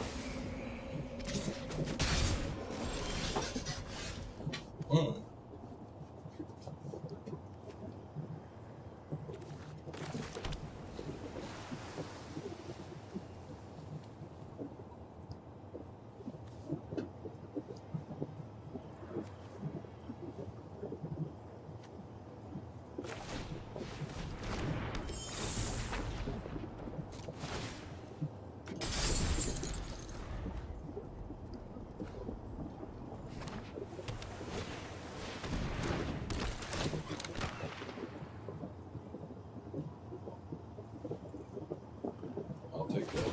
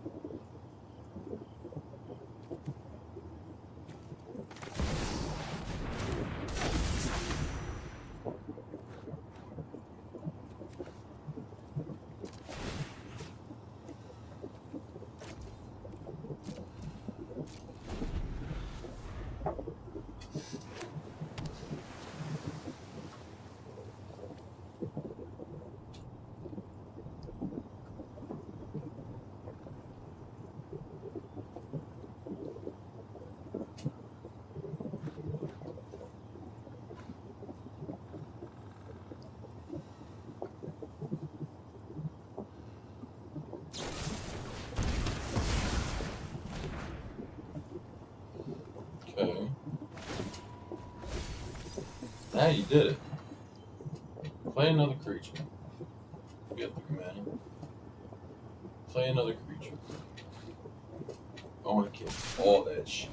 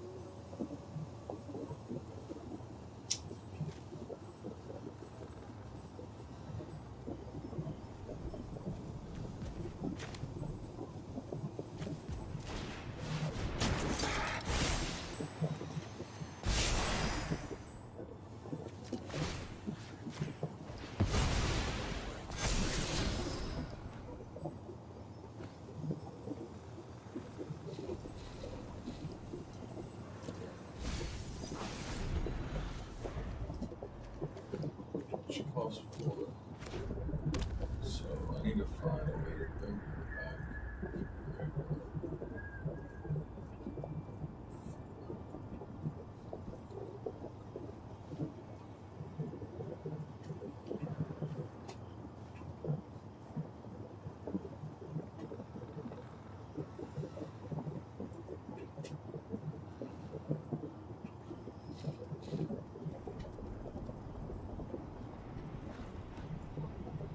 I have to watch that.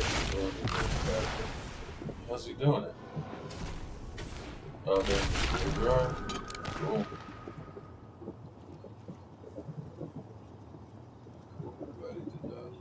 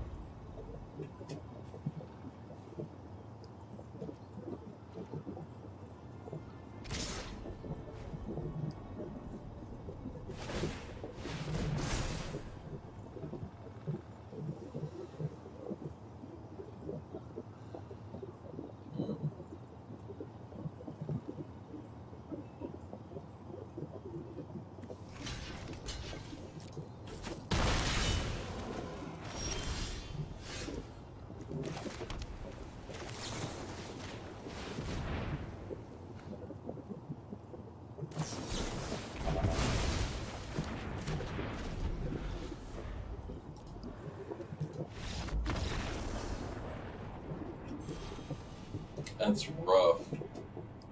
How do you draw into a counterspell? You're out of cards, and the one move I got to prolong the situation, to maybe pull into my other board wipe that could win the game, I get stiffed that hard. Guys, that was rough.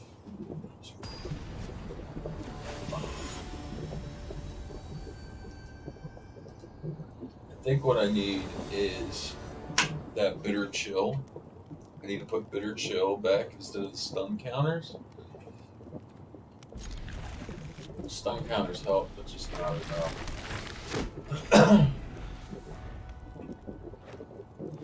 Oh man, don't get me stuck up on lands. I was gonna say that would be rough. Ice Rot Sentry could go nuts. He can go nuts with the right cards.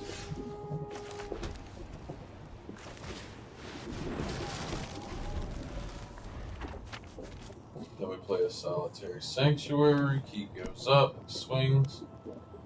Bola Slinger comes in. We might have something here. And I think because we have enough lands and enough ramp, I think we can also do White Sun's Twilight when shit gets real. Wow, he's using... Okay. Fuck it, dog. Burn up all your shit. I don't care. That's where I'm at. Why didn't he swing? Who knows?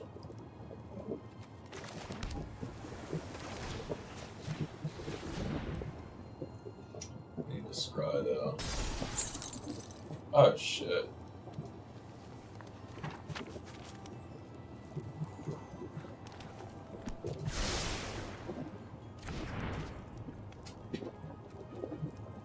Next.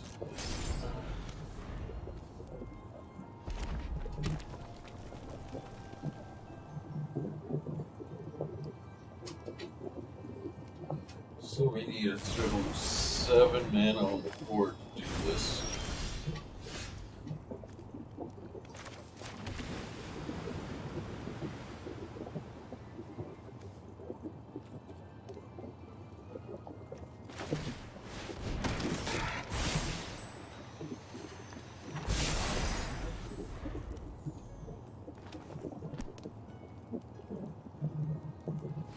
We're looking good.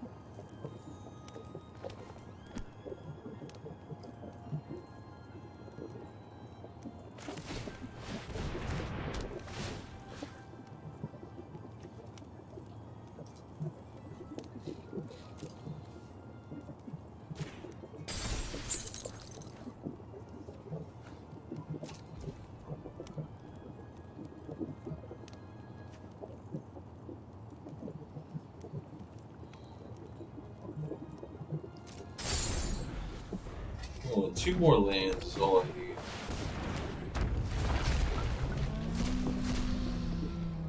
Okay. Yeah.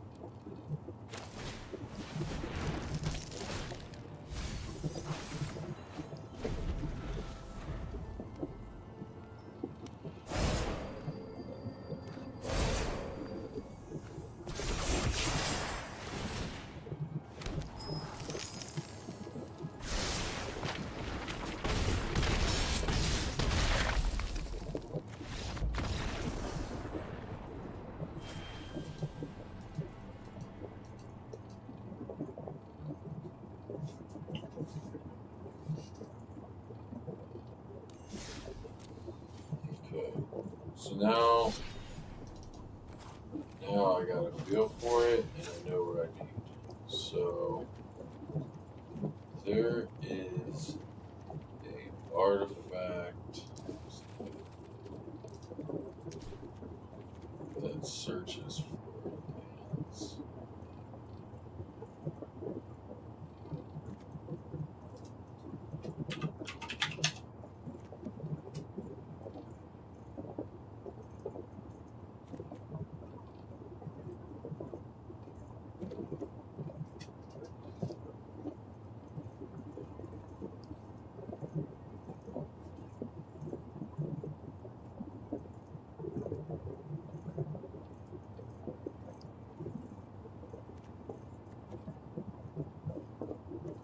Right here, compass.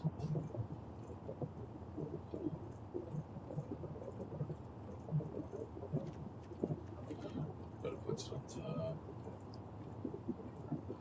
Put it in your hand.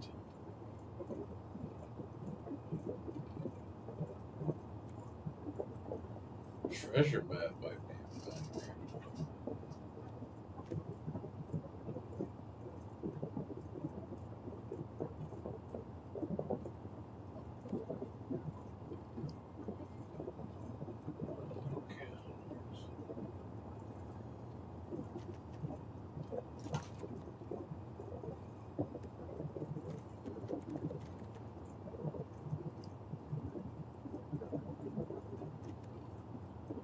Wallace was not getting the he's not getting any good shit out of the deal. He's really not. I'm not getting to play him because I'm stuck playing catch up with these faster decks. Excuse me. Let me get a water. I'll be right back.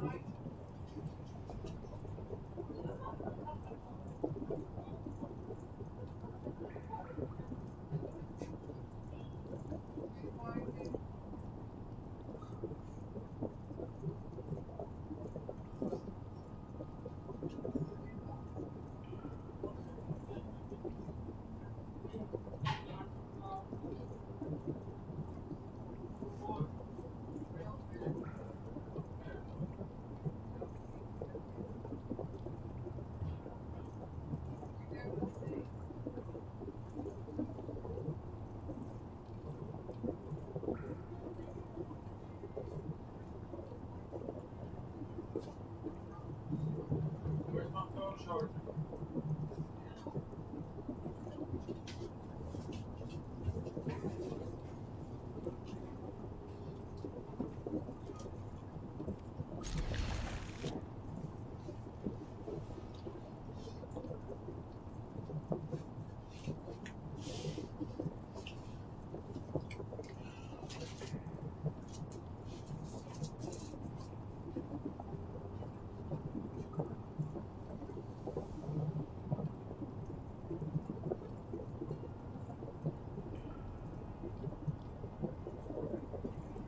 What did you do with my phone charger?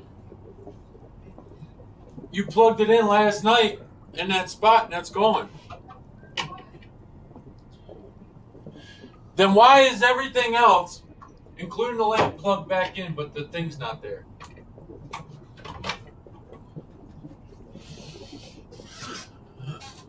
Alright, what is this guy doing? Is this guy just AFK? Hello?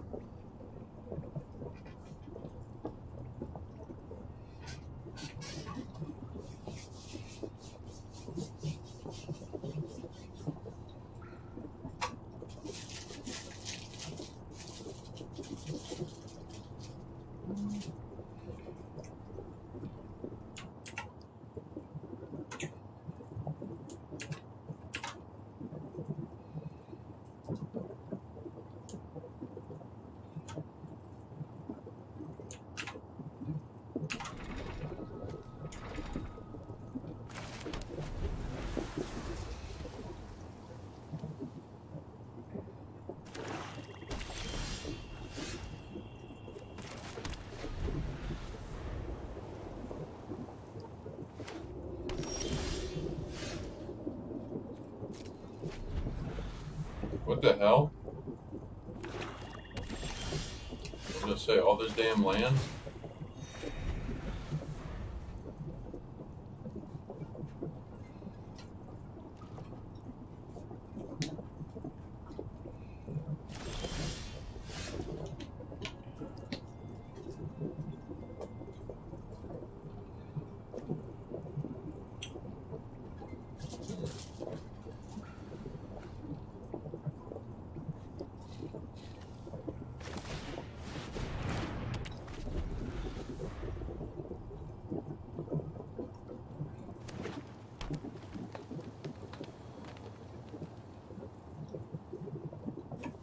Oh, he's playing, okay.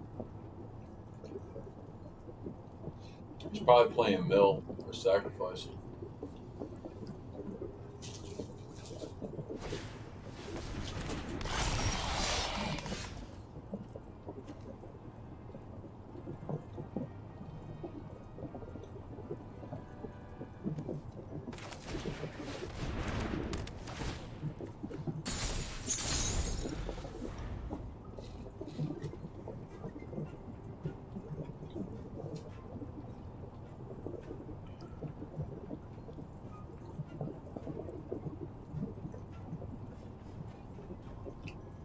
Damn land.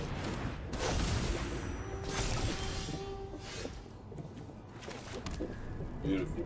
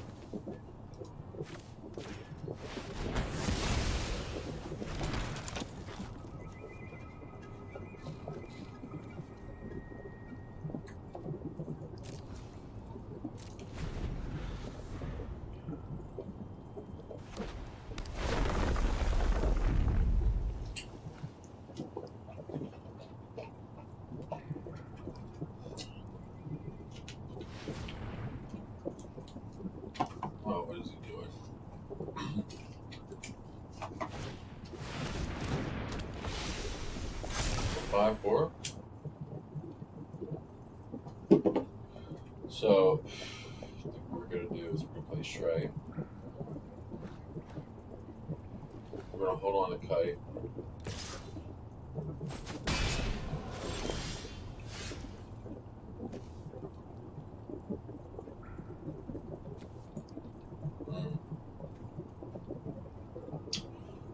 Can't kick it.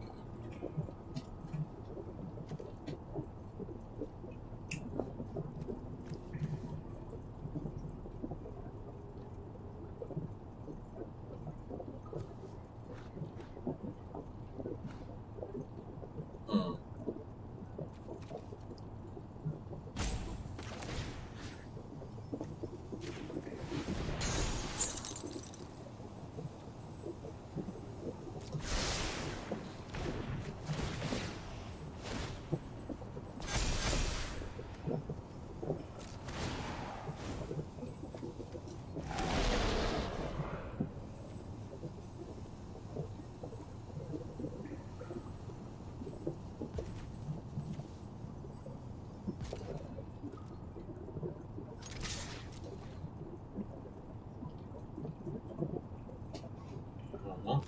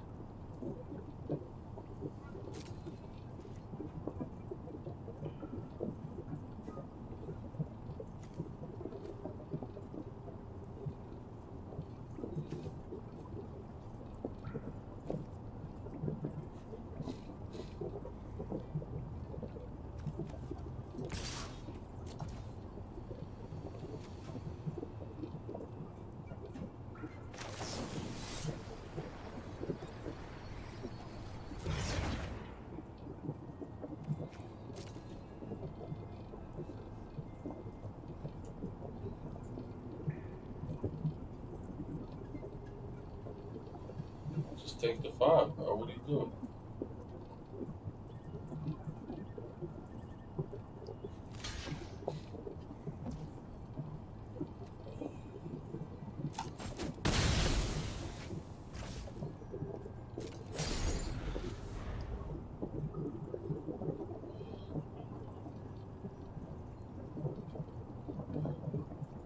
This is where you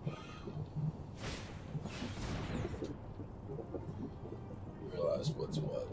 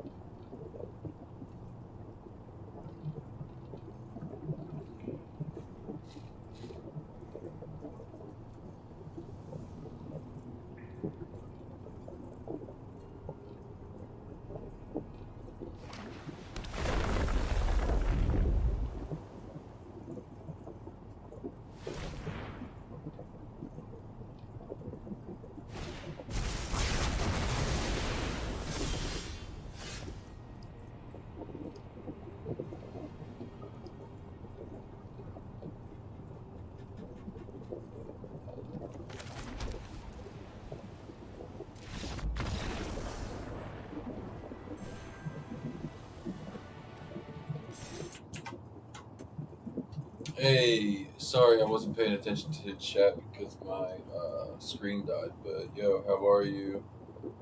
Did you see my chats? I'm seeing your chats now, Jack Alpha 2023.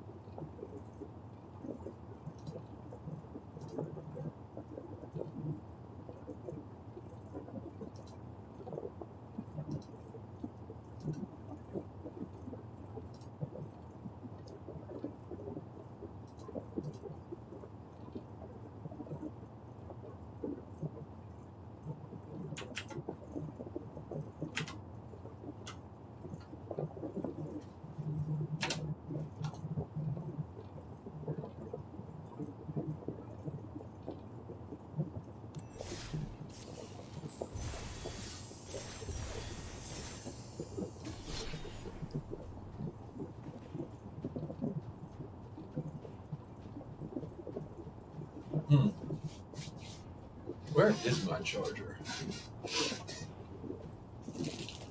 Let me find my charger so that I can pay attention to chat. Be right back.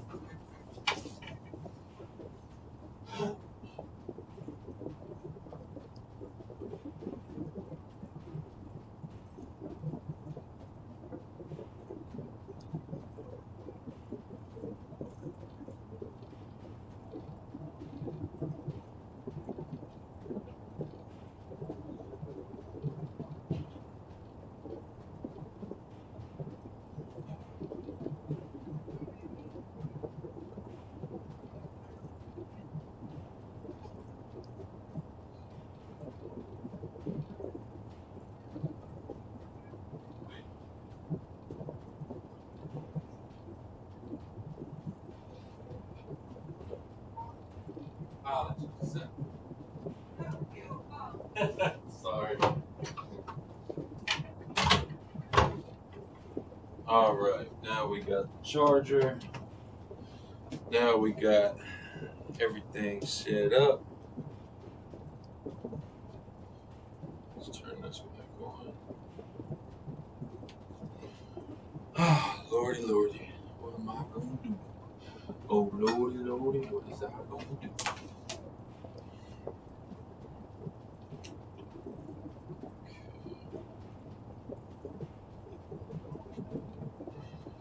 Okay. Sorry about that.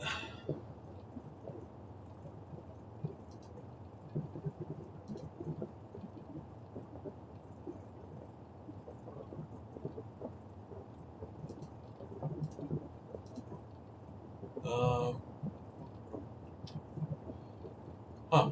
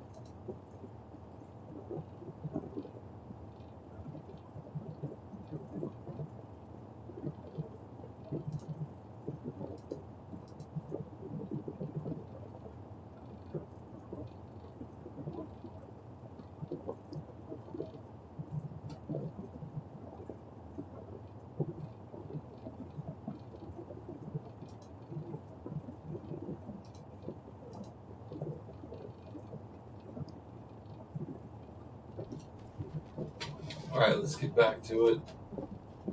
Damn, my voice just got worse as shit.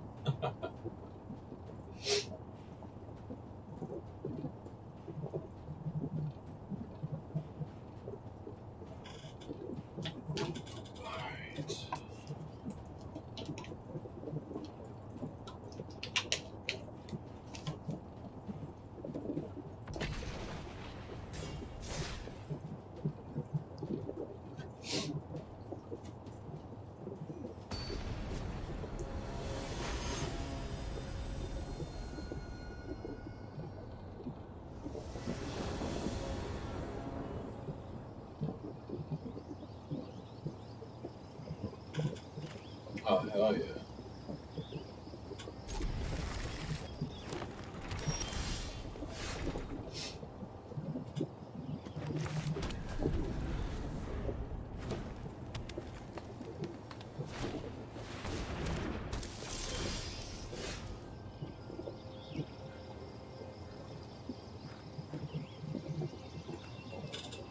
Alright, we're back up and popping.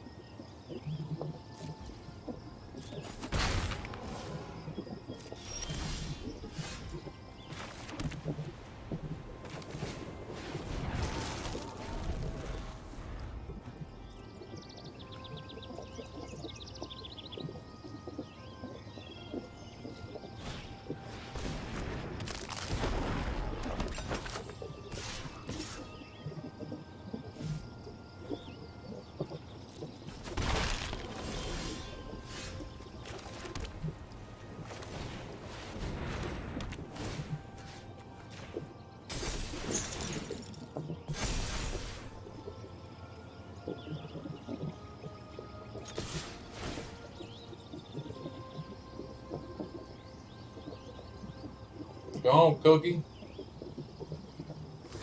Tear it up, Cookie.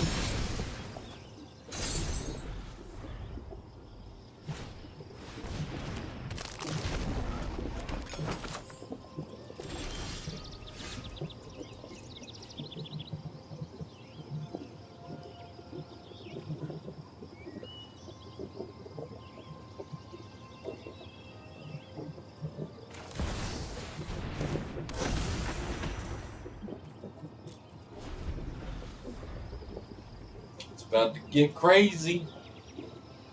3, 1. Yeah, it's gonna get wild. Nice.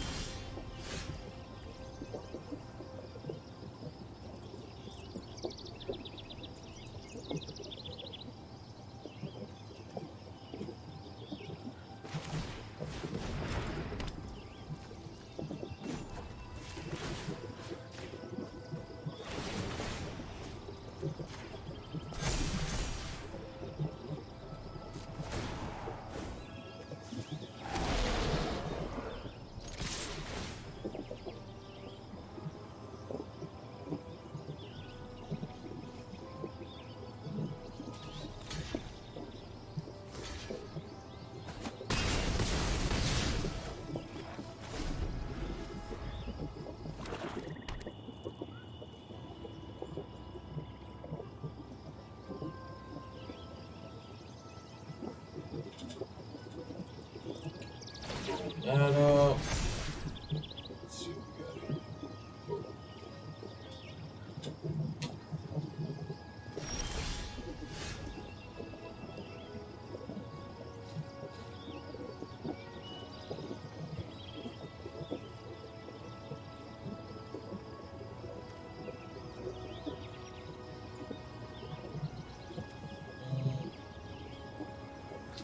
Is it beneficial to... Oh, I can't kick him. Damn.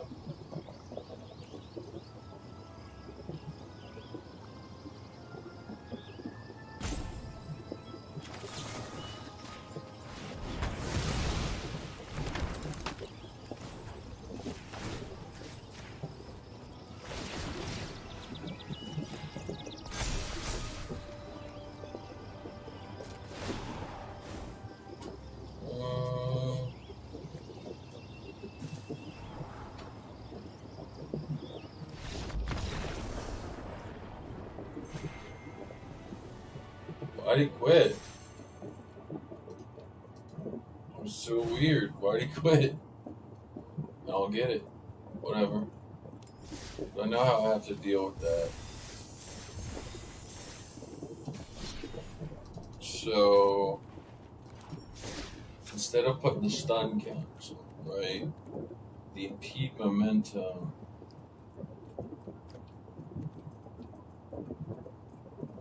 Okay. So what I'm gonna do is I'm looking for it's an enchantment aura. Better chill right here.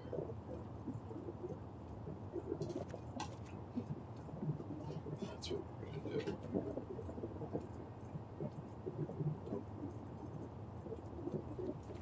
That's crazy. O2 has Defender and loses all other abilities, but it doesn't tap her on tap. Solarian Contempt is crazy too. Just keep popping their cards back to their hand.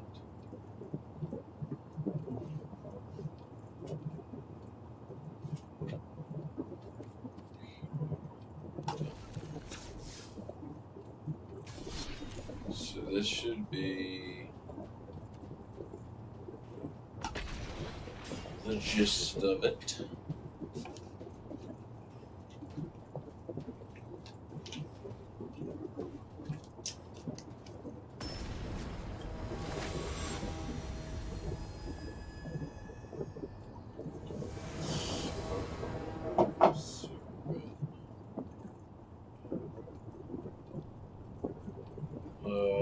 Let's see here.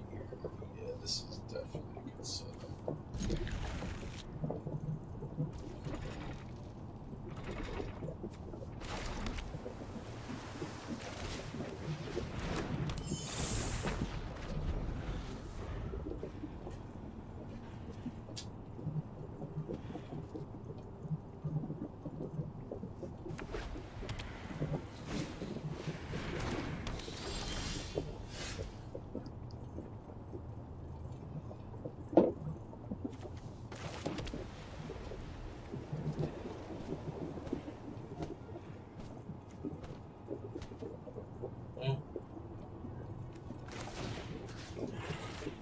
Can't have you on both sides.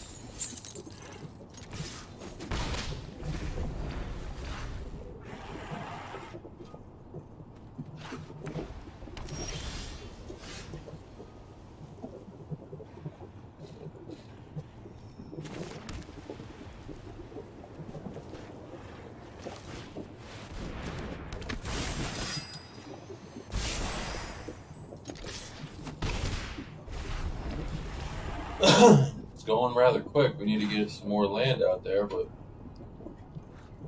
it's going. Now, Kite Sail is going to come out when he casts another creature. Okay, he didn't cast another creature.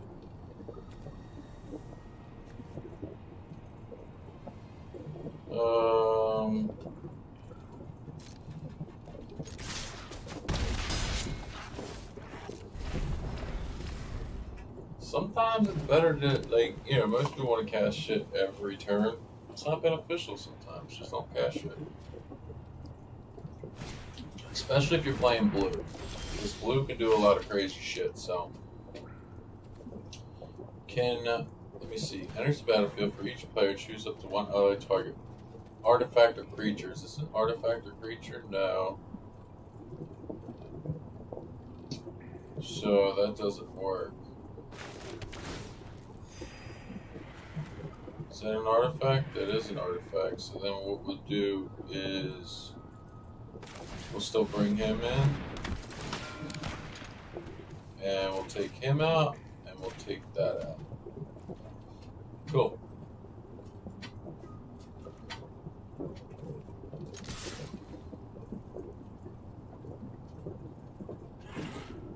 He's like, which is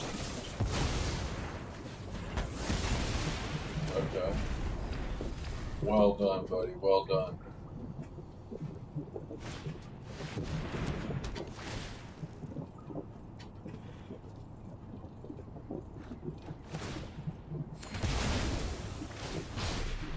Okay. Cool with that.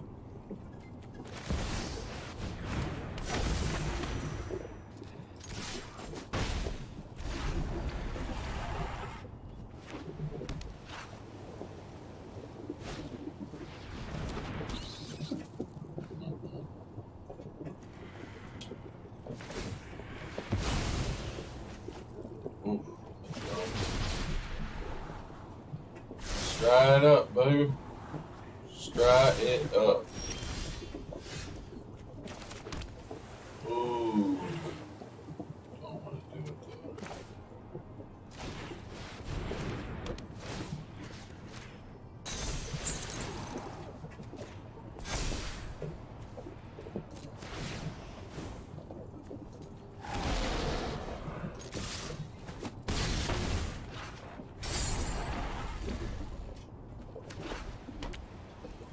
Tappy tap tap. Little tappy tap tap.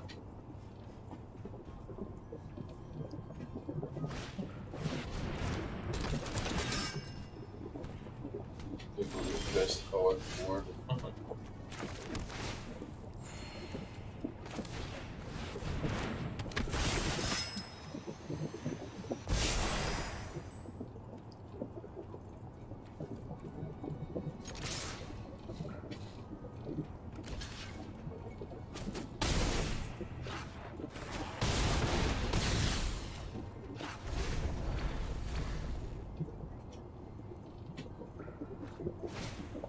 Double strike, buddy. First strike. Jesus. Drawing him back. Rough, bro.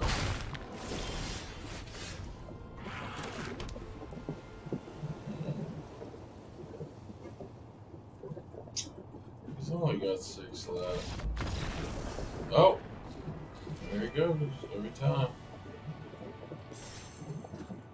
Every time. What's it? Let me see. Obviously, we're not getting enough. So, what are we missing there? Disciples of Gix.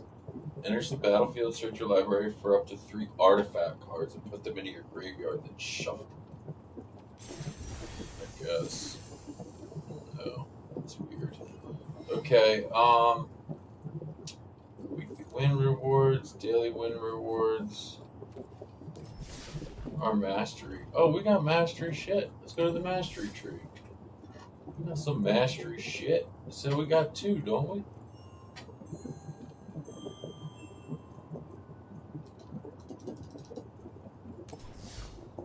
Oh wait, what's this? This mastery expires in 17 days. Let's spend course with mastery. Well, we lost. I want that. I want that. How do I get this? The quests. Blah, blah, blah. Quests. Alright, let's switch up the deck. You know that that one is making them angry. And I think we got it right where it needs to be. Bong bong, rolling. It's rolling again. Oh, it's Gruel. That's right. Okay. Didn't we just get new cards? Can we search by newest cards?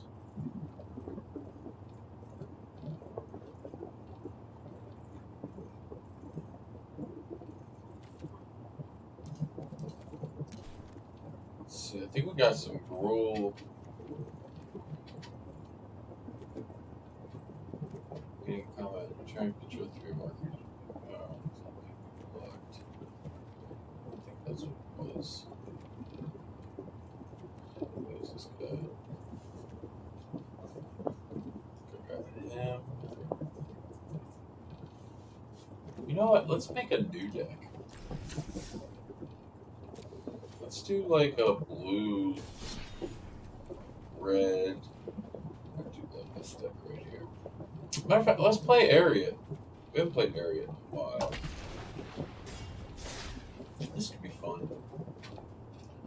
Do love me an Area deck. The Dino deck's really cool too.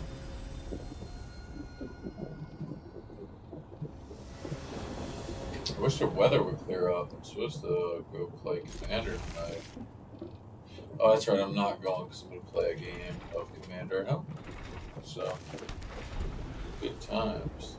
You know, the one thing that this deck might need is just a little bit of ramp.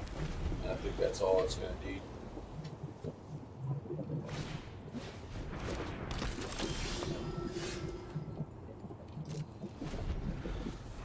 Off to a bad start.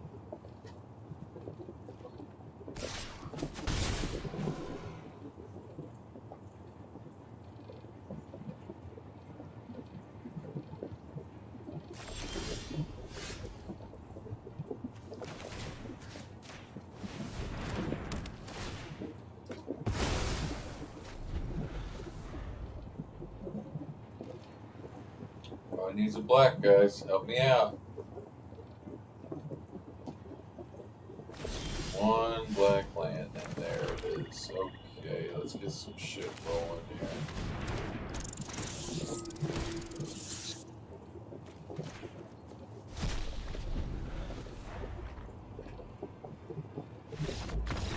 Oh,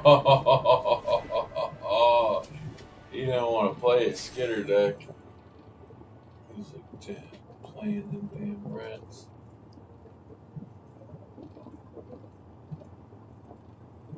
This wasn't prepared for it.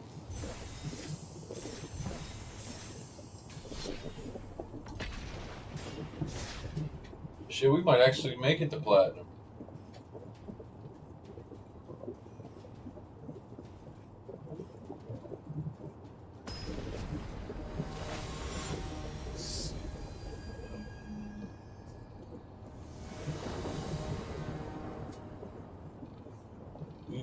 Looks good.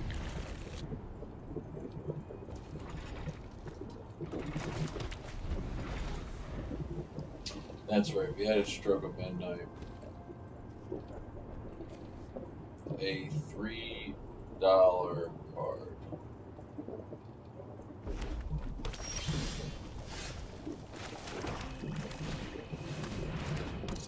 I've got foil at $6. Crazy uncommon card.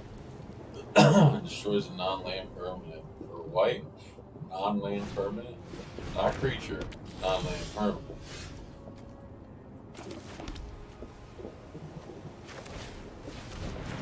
Hey, you can be a deck all you want, man.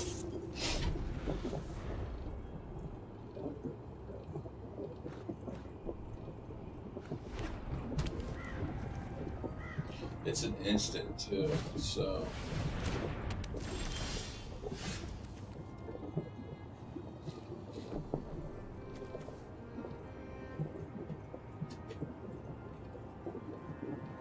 Whenever you gain life, she explores. You can set up and do that.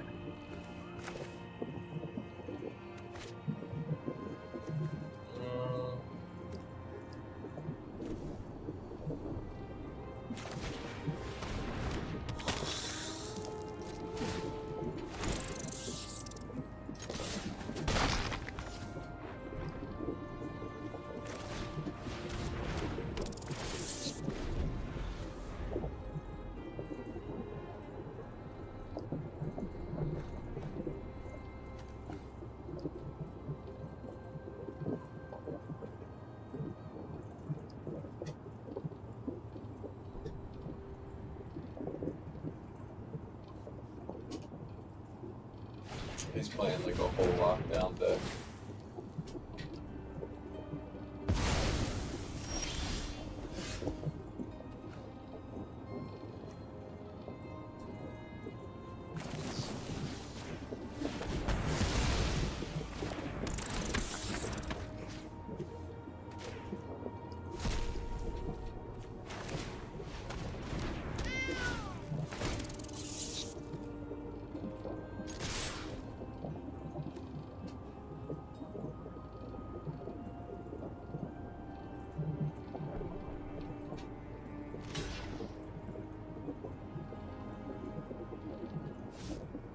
He's gonna shoot a brick when Sewage comes out.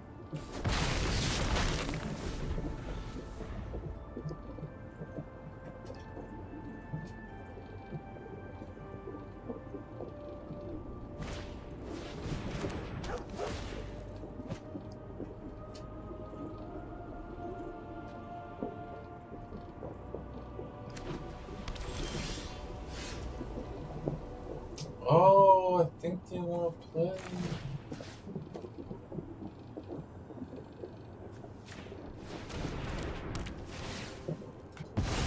Remember that? You did that to me, remember?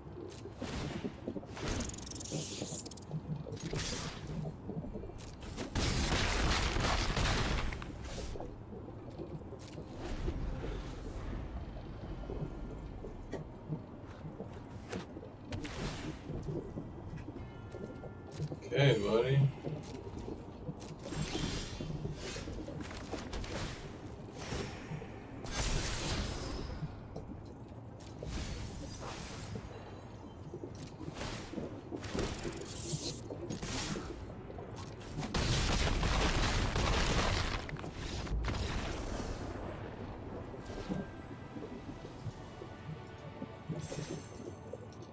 You're doing good.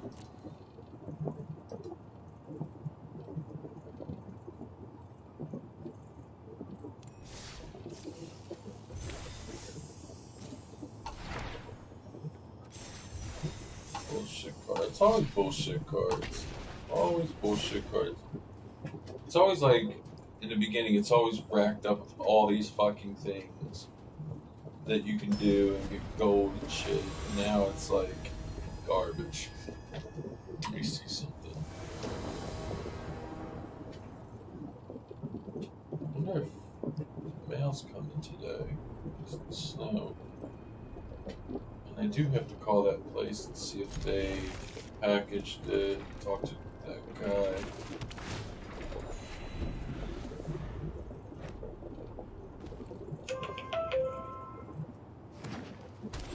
Started buying my cards from a very particular store. Because, you know, I was doing what everybody does, card kingdom. TCG player, and then I got hooked up with the store. Yeah. So I guess I could call while I'm doing this. Just have to edit it out if I remember.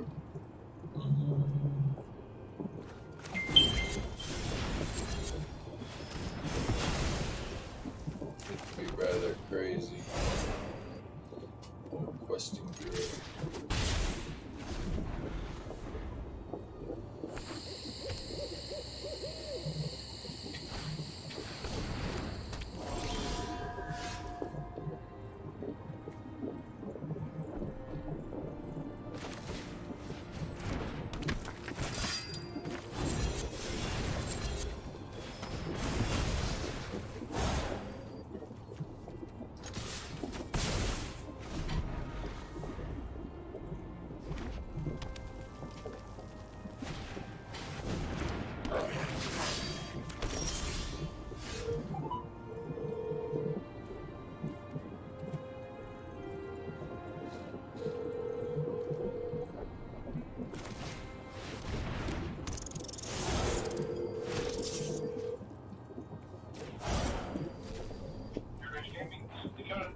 Hey Dakota, it's Jeff. I was just calling to make sure everything went right with the shipping. Yeah, absolutely. It's already been packed up. It's stamp on with a stamp on it and everything. Okay. And I was able to put the foil cord in there for you. Dude, you are amazing. Yeah, I called last night because I was asking about foils or whatever, and the guy said that in order, because I said on your website there was no way to pick out the foils or not, and he said no, you have to do that through TCG, and I was like, well, that kind of sucks. So Yeah, it's a little bit weird, I know, because of some of the inventory tools that are available on different platforms. We actually put all of our foils in other games on a separate TCG Player Pro account, but you can shop it to be strictly from us. You don't have to, shop TCG Player. You can just go to nrg.tcgplayerpro.com. I can text that to you too if you want. But if you want to shop our foils specifically, you can do that on that kind of like separate website. It's kind of weird, but yeah. can I write that down? Because I asked him, I was like, is there any way that I could just, I mean, if you do have the foils, can you just, can I just get the foil versions, and he was like, no, you would have to redo the whole thing. And I was like, damn, well, screw that. Just, I guess do it the way you guys are doing it. Yeah, they're just in separate inventory, so it's kind of weird, but you can still shop it, and we'll still ship it out to all the same way. So, I'll get the foils right now, okay? Yeah, cool. All right, and like you said, everything went accordingly.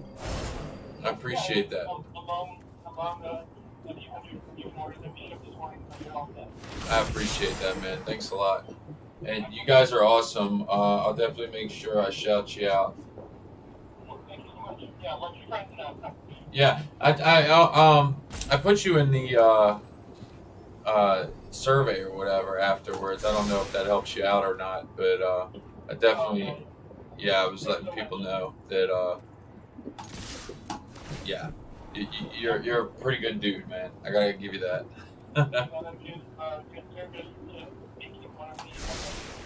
Exactly, man, and that's definitely where we're going with that. So, appreciate it again. Just wanted to double check on the order. That's all. Got it. All right. Thanks a lot, man. I'll see you later. Bye.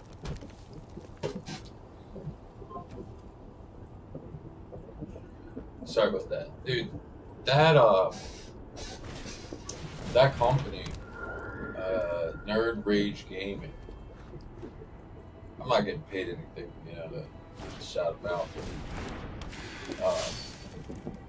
You can go through TCG Player, or you can just go through TCG, or their website, Nerd Rage Gaming. And let's see, no attacks.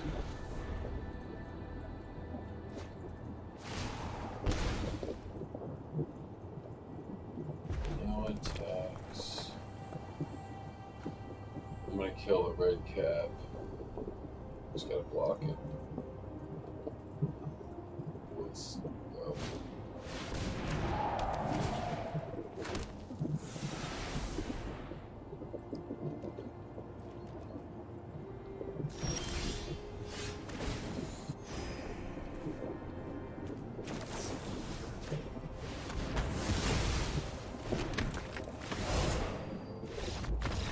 Ooh!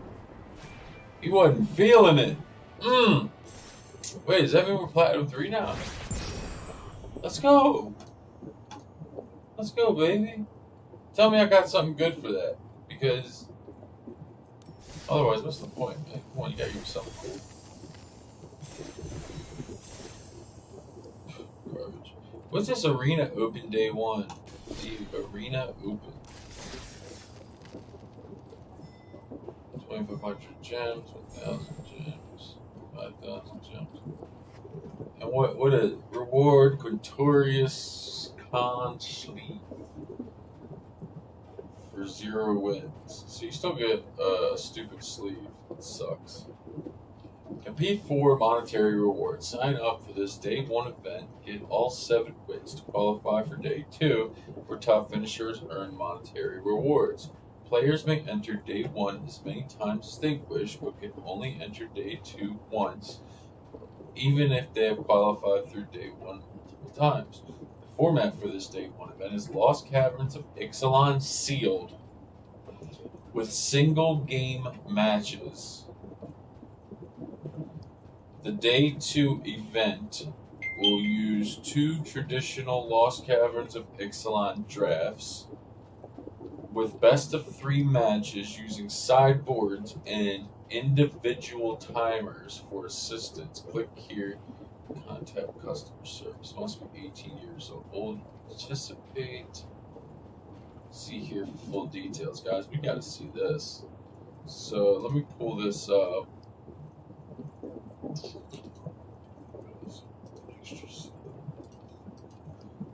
Extra scenes. So.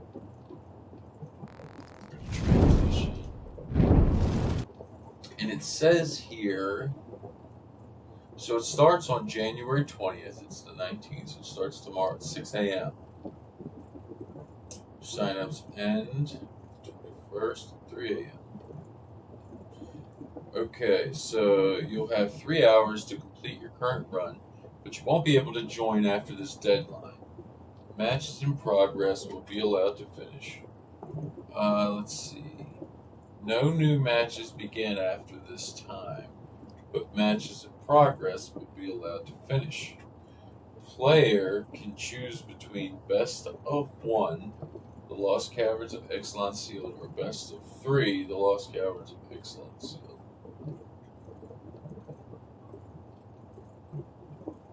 Ooh. Scary. I think best of 3 would be better. Draft 1 starts January 24th, 6 a.m. Draft 1 signups end 8 a.m. Draft 1 event ends on January 21st, 12 p.m. Draft 2 starts at 12 p.m. on the 21st. Draft 2 signups end on the 21st, 2 p.m. Okay, let's get down to this shit. So these Arena Open official terms and conditions. The open rules govern your participation in this organized play event for Magic. By entering the Arena Open, in addition to the open rules, you agree to be bound by Wizards of the Coast, LLC, blah, blah, blah, blah. We reserve the right to change, revise, and modify the official rules and the Arena Open. Your continued participation in the Arena Open after such change, revision, or modification constitutes your acceptance of the same. So, there is a fee. Entry fee is 25,000 gold or 5,000 gems to enter the Arena Open in consideration of an opportunity to participate in Arena Open and the opportunity to win a prize. Eligibility, blah, blah, blah, eligibility, monetary. To receive a cash prize in addition to a Wizards account, winners must have an active iPayout account.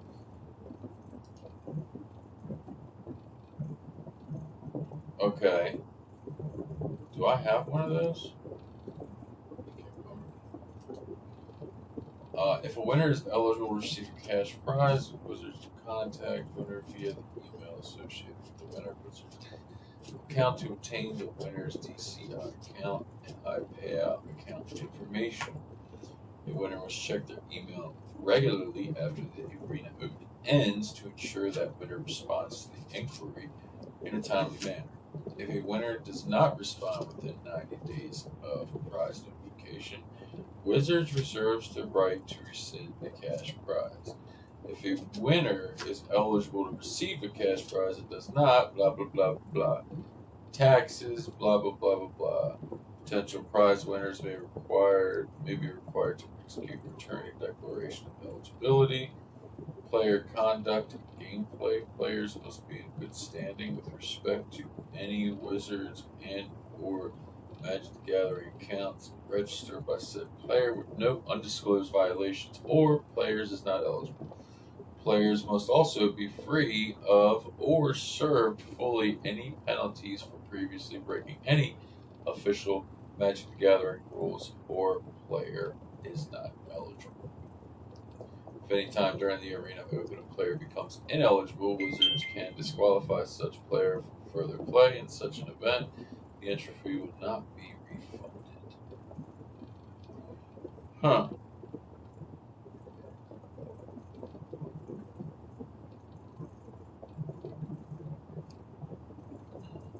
Against accounts. Players may not compete using against accounts. In-game observers are not allowed except for Wizards administrators and their designates. In the event of a bug or glitch that affects gameplay, the full game should be played out unless otherwise decided by Wizards administrator. Wizards may, in its discretion, pause gameplay at any time and for any reason related but not limited to preserving the integrity, fairness, acceptability, and technical feasibility and timeliness of the game. Okay, these are all like. Okay, so entry, day one, you participate, blah, blah, blah, blah, blah, blah. It's not, okay, wait a second. You may participate in either day one competition types any number of times. Players may qualify for day two through either the best of one or the best of three event. It is not required to qualify in both events to receive a token from day two. Qualifying in a single event is sufficient. Players may also mix their events. Example, a player may play best of one a few times and decide they would rather play or try to qualify for day two using the best of three instead.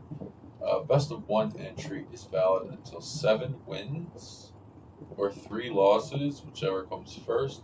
The best of three entry is valid until 4 wins or 1 loss, whichever comes first. That's fucking scary. Best of one rewards. No rewards for 0 to 4 wins. For 5 wins, 1,000 gems. For 6 wins, 2,500 gems. For 7 wins, 5,000 gems and a token for entry to day 2. Now the best of 3 rewards. 0 wins, no rewards. 1 win is 1,500 gems. 2 wins, 3,000 gems. 3 wins, 5,000 gems. 4 wins, 6,000 gems in the token. Now, day 2, this is where I want to. Okay. For draft 1, each player plays 4 matches. The rewards are based on the final record. 0 wins is 500 gems. 1 win is 1,500. 2 wins is 2,500. 3 wins is the token for entry to draft 2. 4 wins token for entry to draft 2. Okay, for draft 2, all qualifiers players will play until 4. What the fuck? 0 wins, 5,000 gems. 1 win, 15,000 gems. 2 wins, $500. 3 wins, $1,000, and 4 wins, $2,000. Let's see what we're going to be up against. Lost Caverns of Ixalan Draft Meta Decks.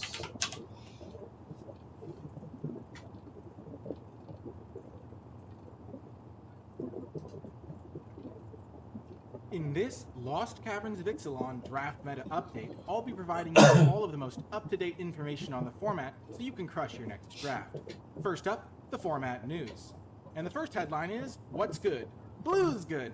That's right, powered by incredible uncommons like Spyglass Siren and Zoetic Glyph, as well as gold uncommons like Captain Storm Cosmium Raider and Master's Guide Mural. Blue is absolutely crushing it this format, and even if the commons don't necessarily look exceptional, just keep an eye out for those higher rarity cards because they are really quite good and can power your deck.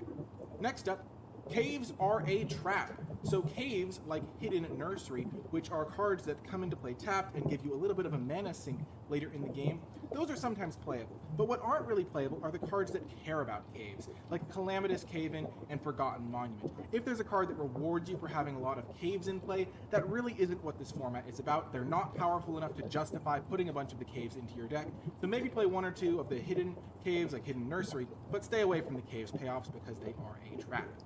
Next up is the meta market, and starting things off here we have the archetype rankings. At number 1 is blue-white artifacts, and the reason I just say artifacts is because blue-white can kind of do it all.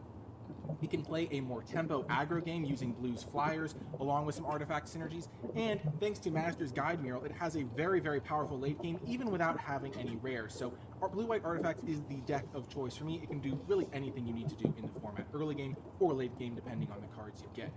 Next is blue-red artifacts, which is more of an aggro-focused deck. This is the deck that really wants to beat down, it wants to pressure your opponent using some of the red aggressive tools, but it is fundamentally still an artifacts deck, so you're still looking for a lot of the same cards. These artifact strategies are quite good.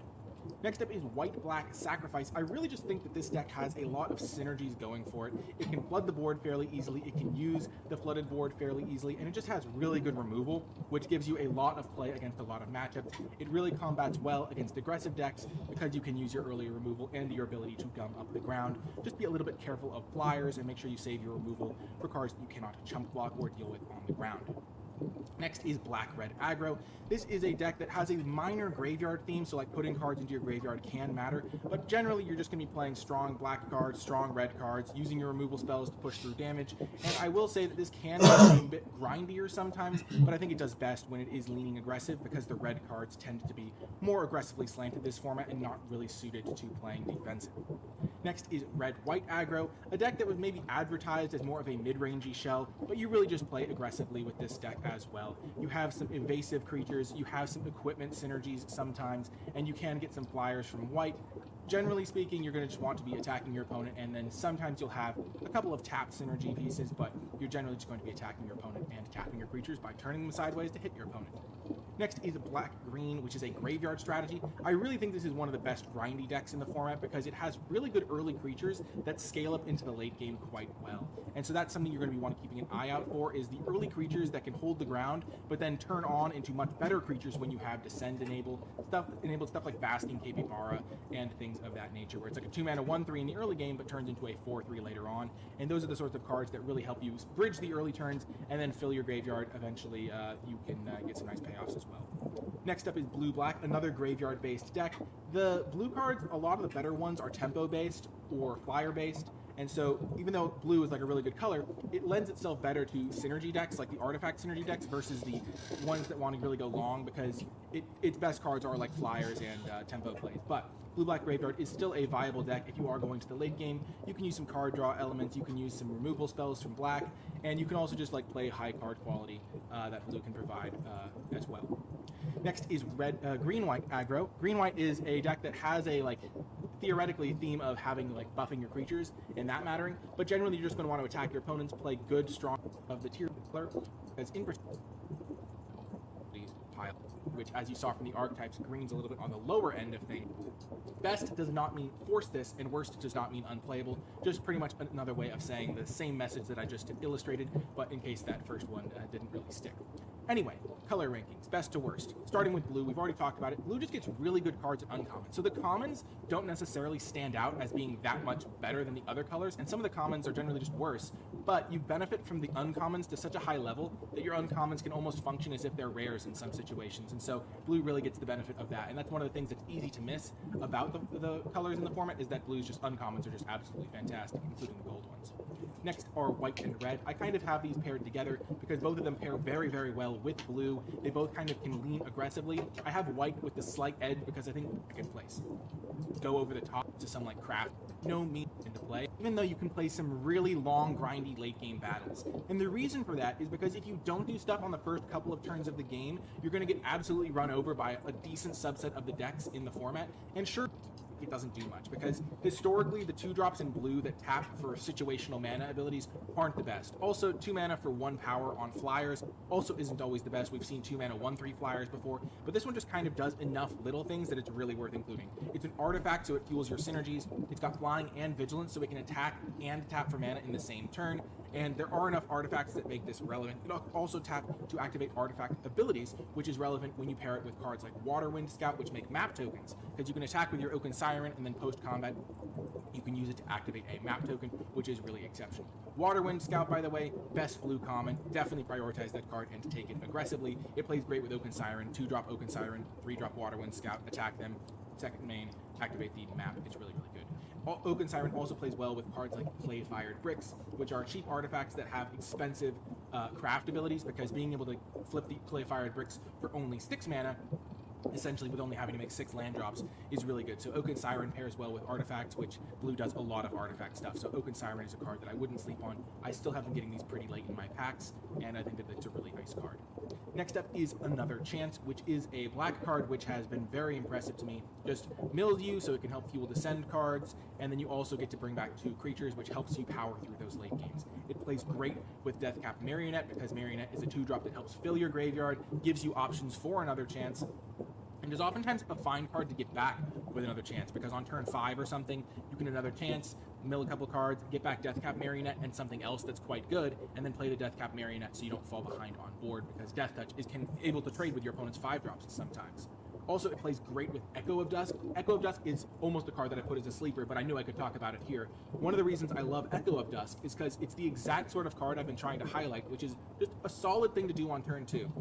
You play it, it's a 2-mana 2/2, it trades with your opponent's cards. But then, in the late game, if you have Another Chance in your deck, you can bring back Echo of Dusk as just a 3/3 lifelinker, essentially, for 2 mana, which is really good for stabilizing those late game board states. And if you've gotten down to 4 life or something, you get Echo of Dusk back, put it into play as a 3/3, and you're just in great shape all of a sudden. Also, Another Chance, say you have 3 cards in your graveyard, you can attack them with Echo of Dusk and then play Another Chance at instant speed if you really want to try and trigger the Descent. It is worth noting, if you are going to use Another Chance like that, then you might not be able to bring back both creatures that you milled into your graveyard potentially. So if you're 3 out of 4 on Descent and then you mill 2 permanents and you put 2 permanents into your hand, it's not going to work the way you want, but you can sometimes just bring back 1 creature, and then your Echo of Dusk is going to be able to keep those stats. That's just a cool little trick you can do with Another Chance, so another little bit of a synergy thing that you can do sometimes in very niche situations. Also, just Another Chance, get back Echo of Dusk, play it, have a 3/3 lifelinker is just fantastic as well, so you don't need to get too fancy with these cards.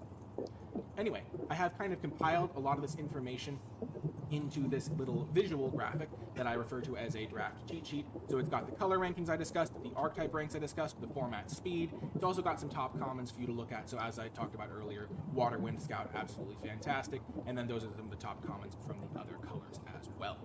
If you're interested in having a PDF version of that you can download or look at when you're drafting, it's on the Nikolai Bolas Patreon. It's absolutely free. You do not need to be a patron to access it.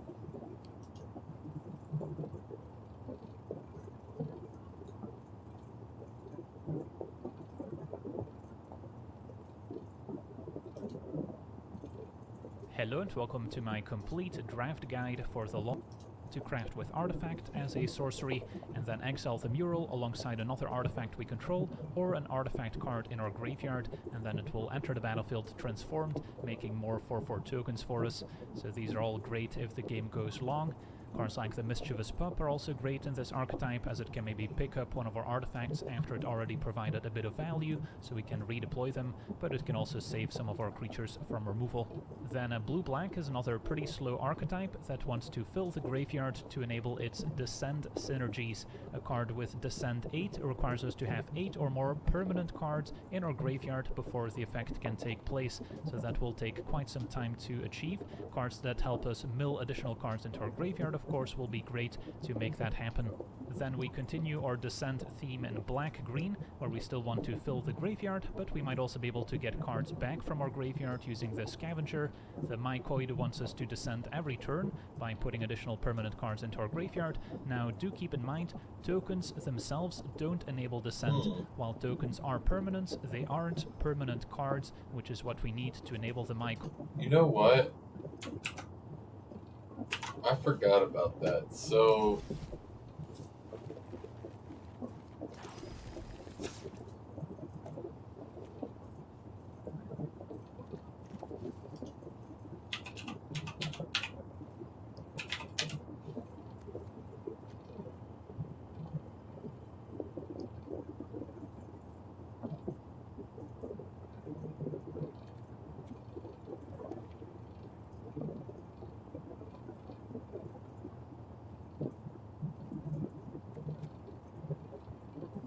there's the Coty guy. And it returns a permanent from your graveyard.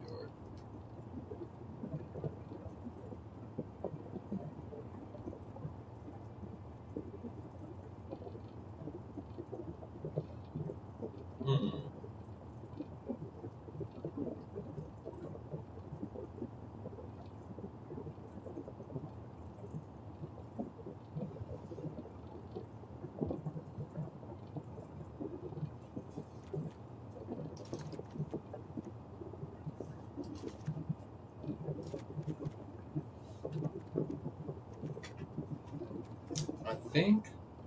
I think we're gonna mess with this a little bit.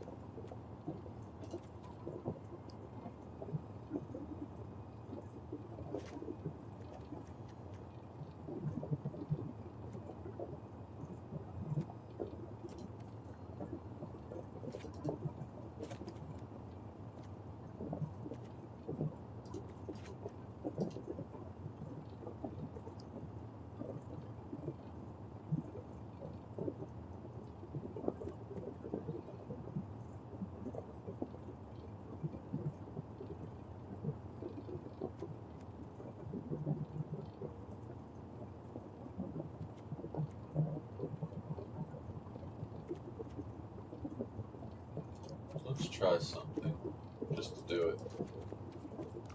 Let's go see if this works. If it doesn't, I'll fix it, but I gotta try it.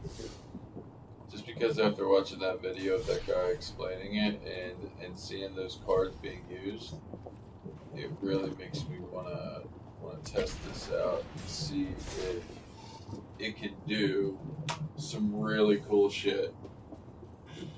You know?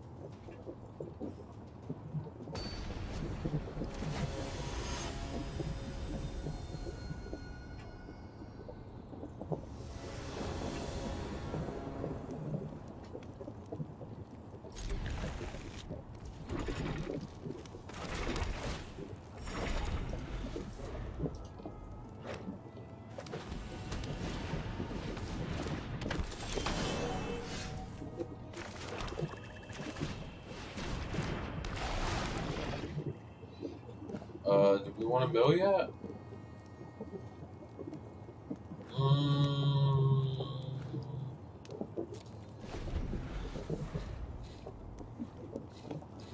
I feel like it's too early to mill. But I do have a seed.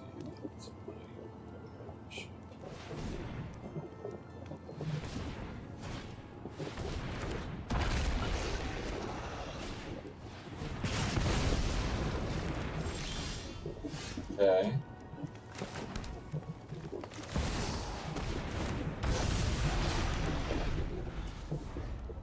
Okay. I gotta get a Lord Skinner's blessing on him.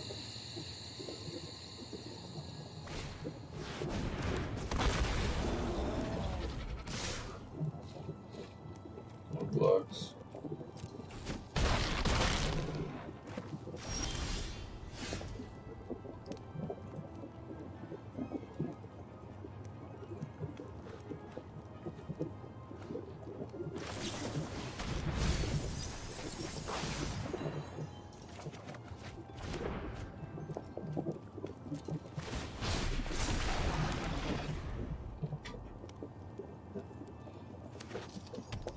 Catch up.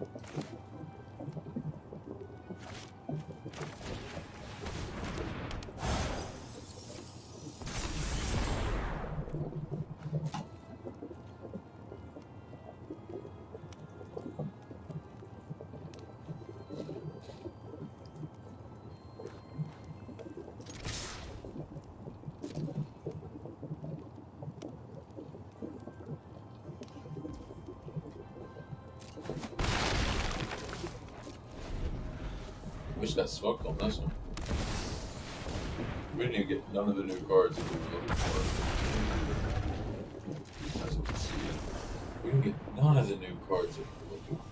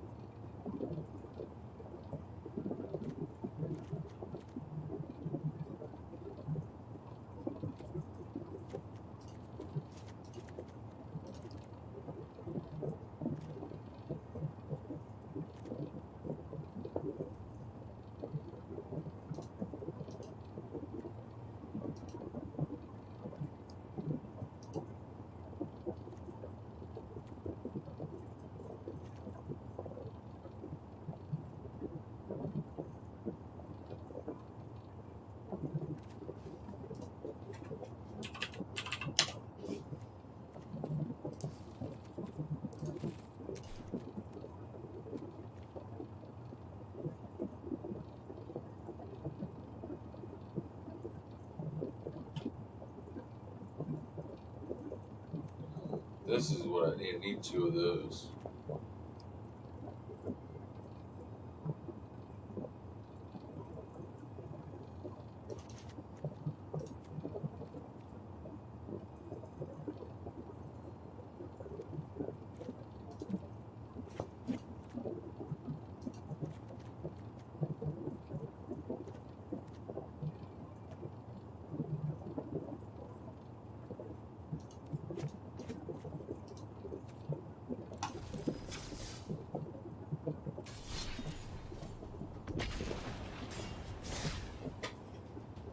Come on, Micah, do something for me. The way I had it working before was like almost perfect, but I'm always looking to improve, so yeah.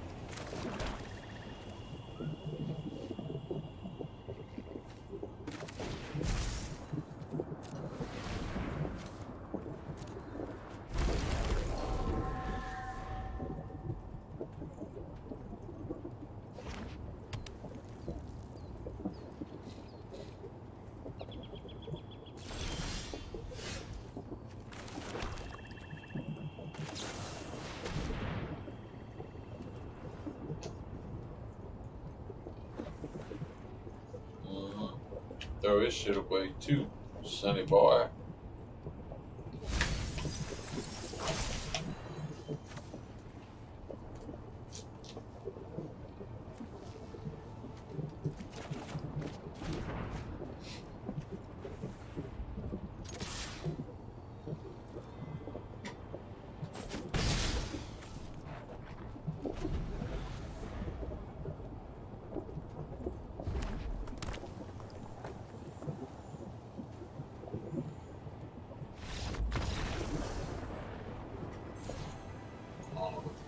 happening. But I like it. You know.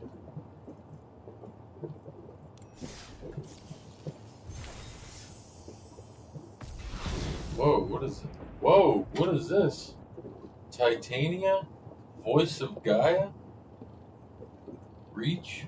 3/4 elemental. Whenever one or more lands are put into your graveyard from anywhere, you gain 2 life. At the beginning of your upkeep, if there are 4 or more land cards in your graveyard, and you both own and control Titania, Voice of Gaia, and a land named Argoth Sanctum of Nature, exile them to meld them into Titania Gaia Incarnate. What the fuck? What is this thing? Sanctum of Argoth? The fuck is Argoth?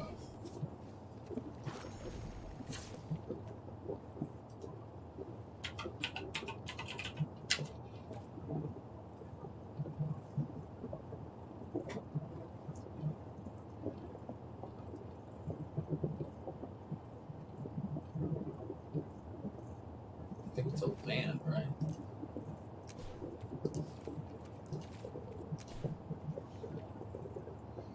Oh, Argoth Sanctum of Nature.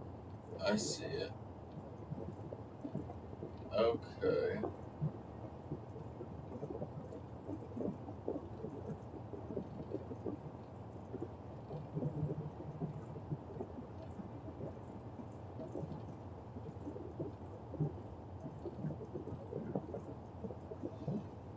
You know, that could actually be really good.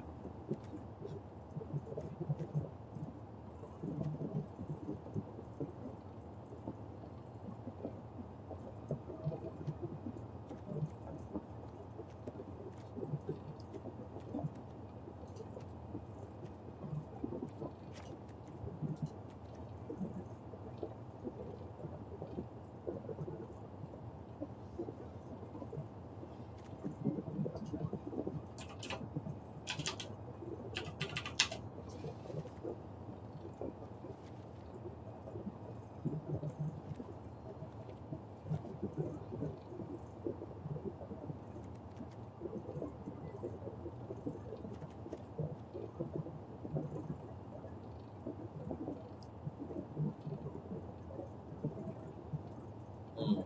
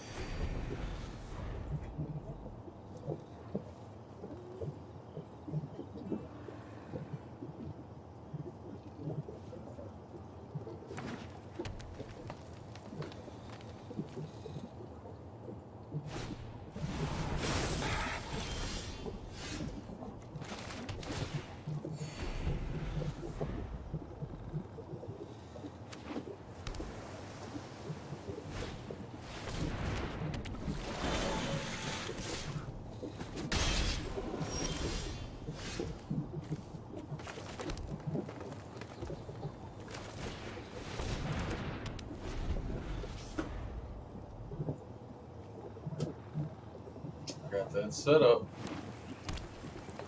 About to stop them in their tracks. They don't even know it's coming. They ain't got a fucking clue.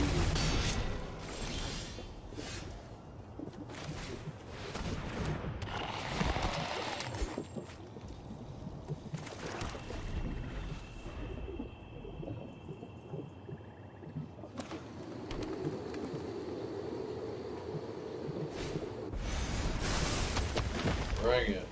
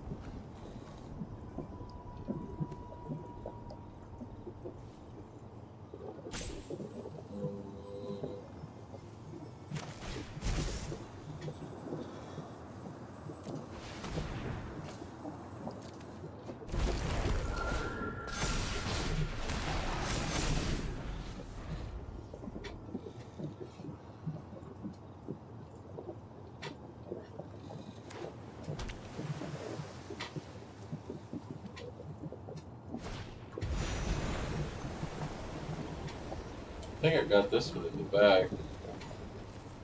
Slimefoot survey, you say?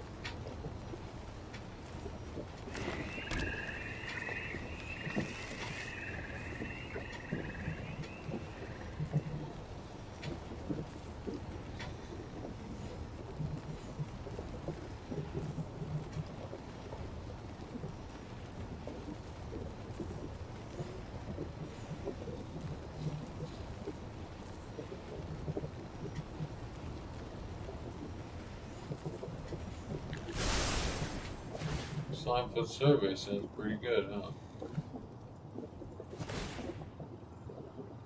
You're gonna lose the land. Go ahead. You lose it. Oh, they're tapped. What are you doing, dog? What's this guy doing?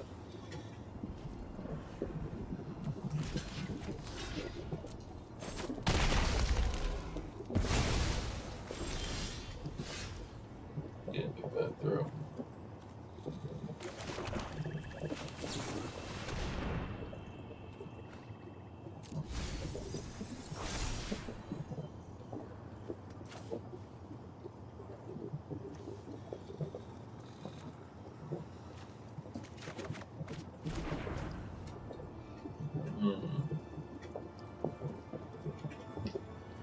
Can't do either of them.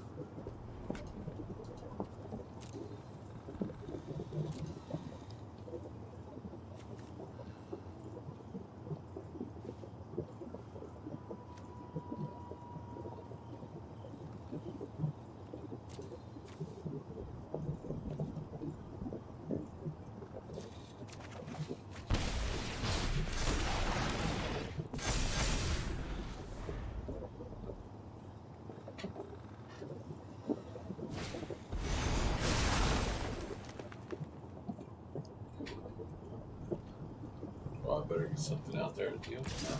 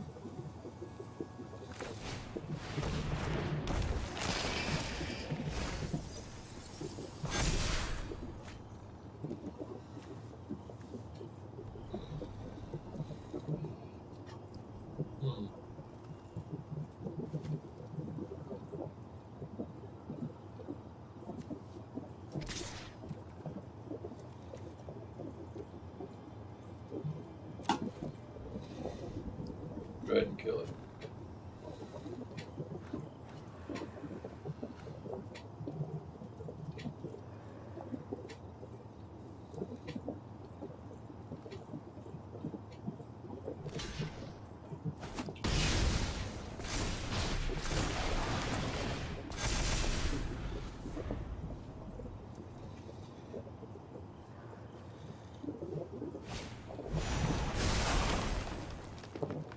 Oh.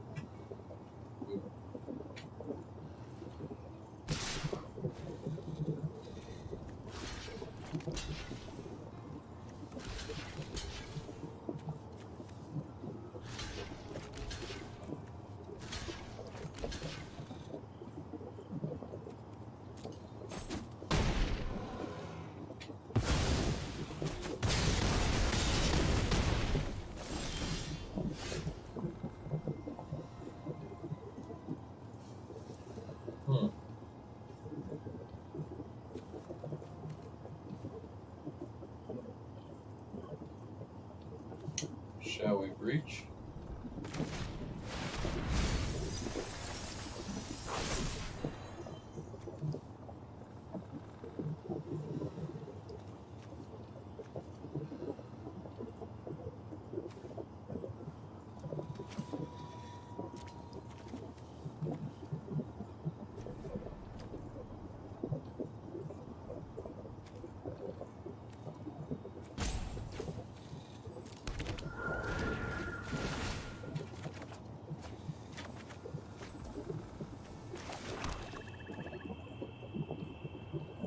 Works for me.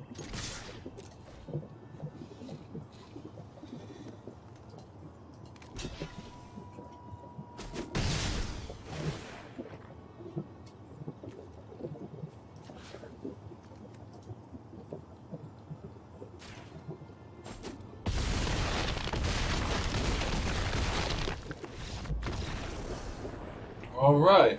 I like the way it works. I like the way it works.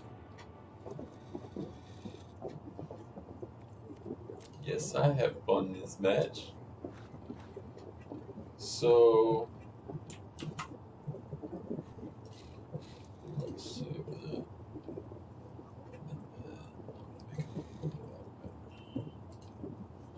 Need a new introduction video.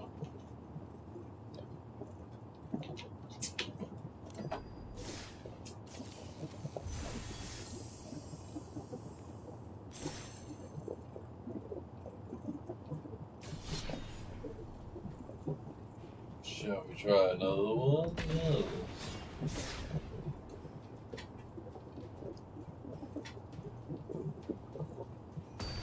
I think I need to swap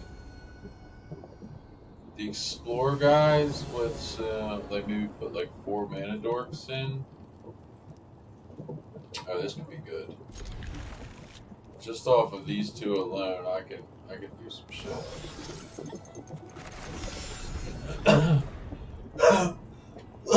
Excuse me.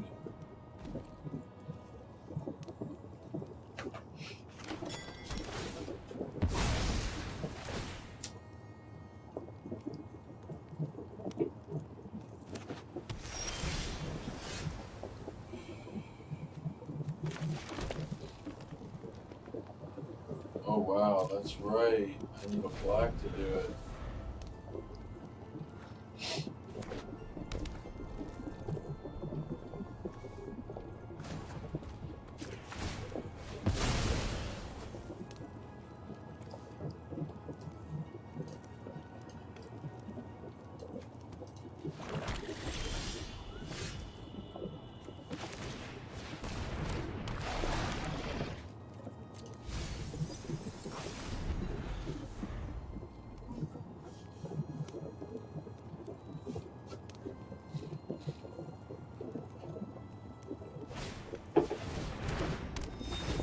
Have to explore.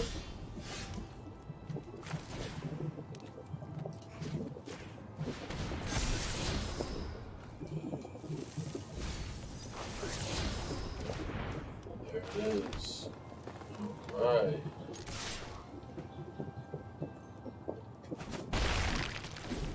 Okay. Now I'm gonna get Glissa, Rage, Screaming. This is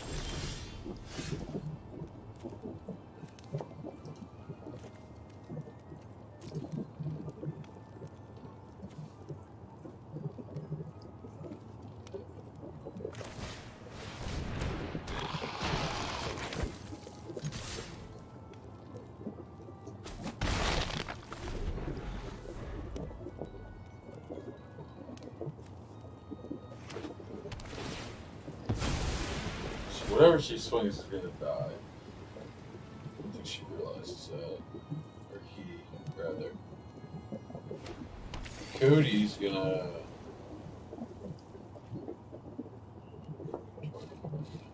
So, we can return...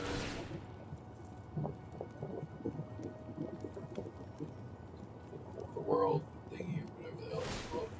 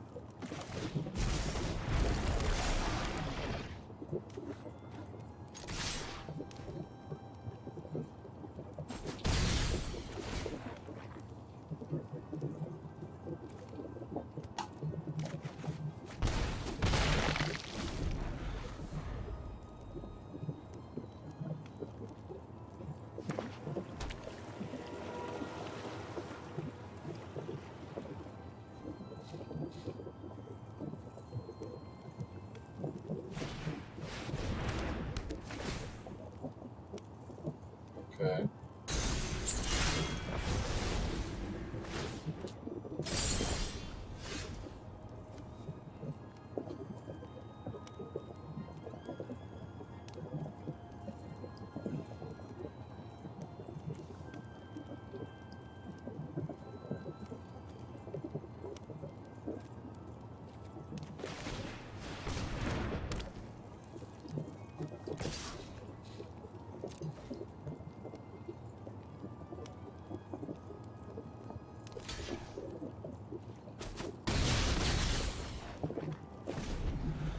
Okay. That tramples motherfucker.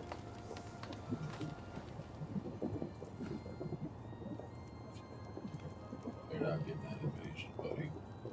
It's not gonna happen.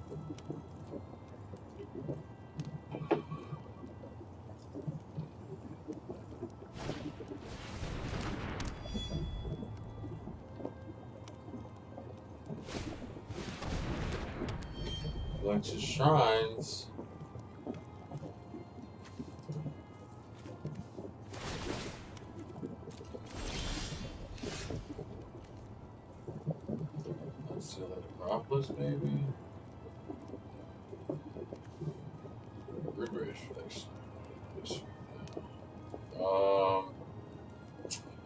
What's it gonna be?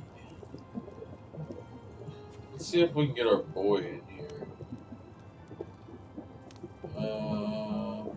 Actually, that doesn't help. I'll have to do.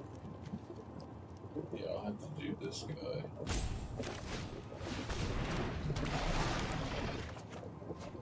Okay, cool. And then I will do. He has first strike, so he has first strike. Yeah, it'll be fine. Well, I'll just send right now.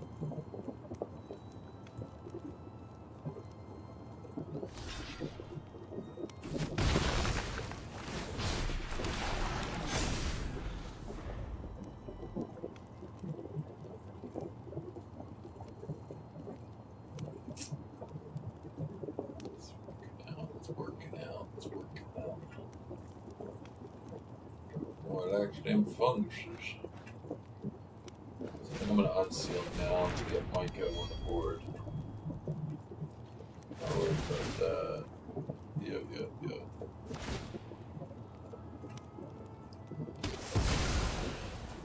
Okay. Huh. Okay.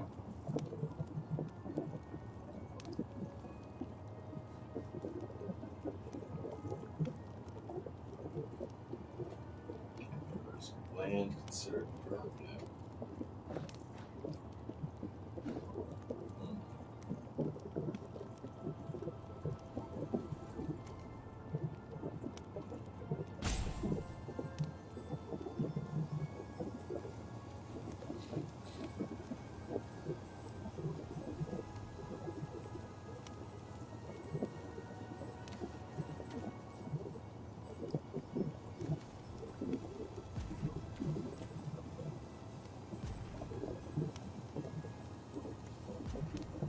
Let's just do this and see if we can pull it.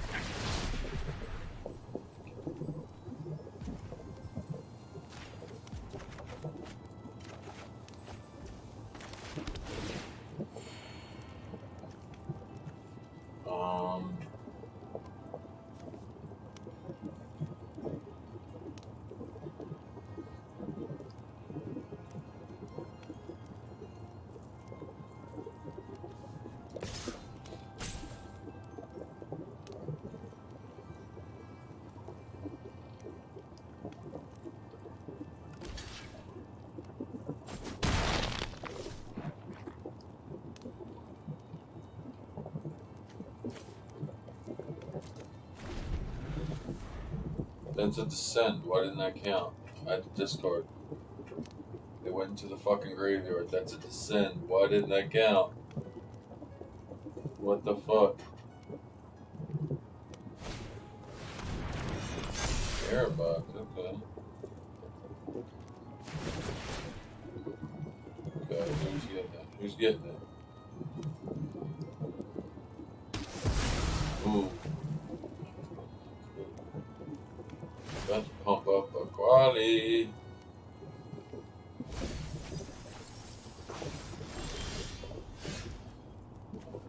This time.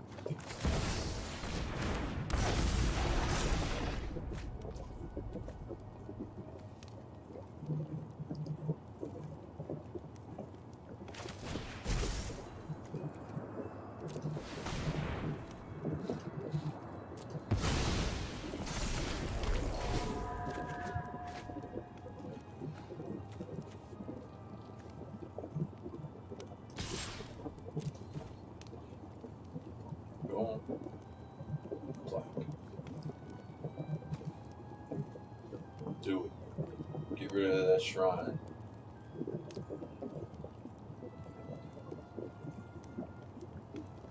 The fucking 7/7 coming at you, dog. What are you doing?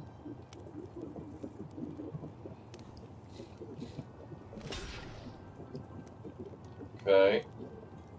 Still taking 6.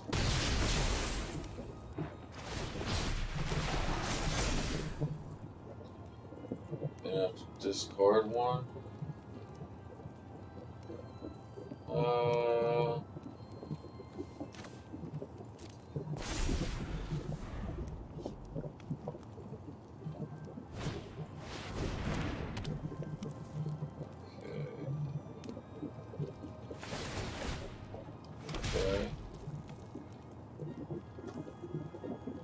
Pretty cool the way those shrines work, huh?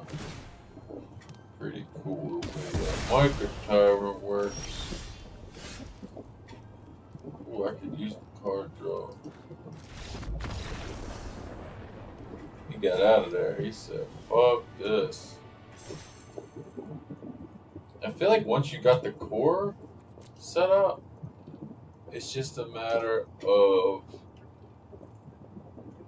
it doesn't really matter what those extra 4 cards or whatever are. It's like once the core's good, it's just crazy from there on out. You know, that's one deck I never did was a white green. Let's make a new deck. Select standard, and then we're gonna go white, green, colorless. Okay, and then we're gonna start off with a couple cards. We're gonna go straight to green first. Actually, I want to put 2 of those in there.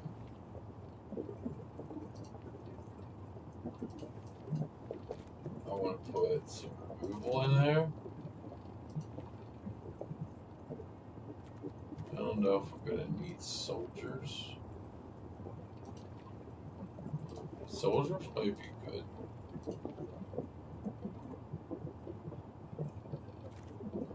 Do like those.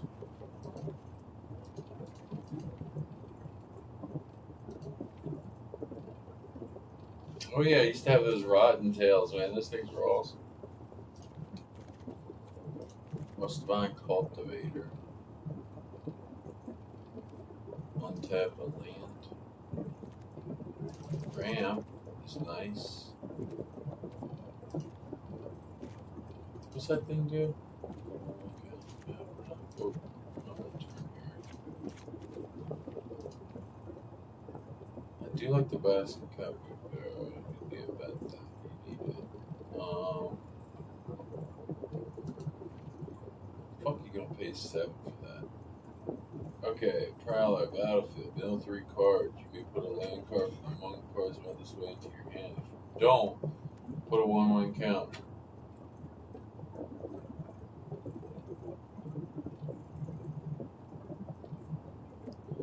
I don't think we're doing though.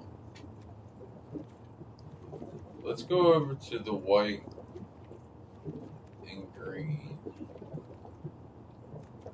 before we do all that. We're gonna want circle trees because those are just insane. What's this guy do? We're attacks, mill 3 cards, then return a land card.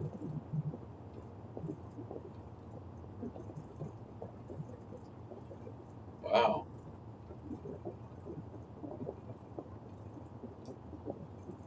Wow, Conduit of Worlds is insane. Play lands from your fucking graveyard.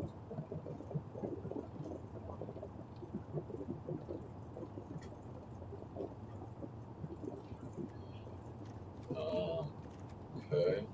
Maybe Milling might be the ticket. I do like the Hawking Raptor just because of the ramp. I do like...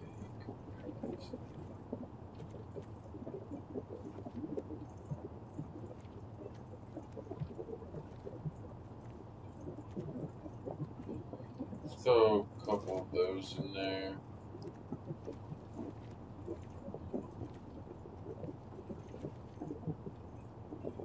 Okay, so we're going white and green.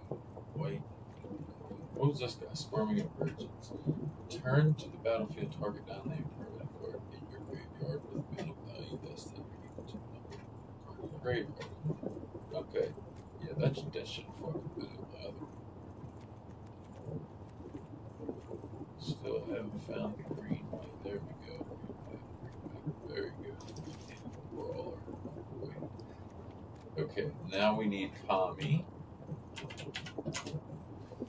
Whisper Hopes. Gotta have him, right? And then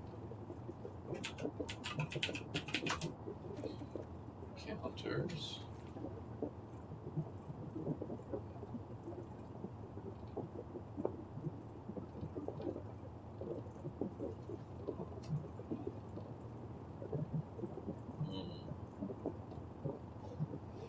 Let's try this juniper motherfucker. Druid thing.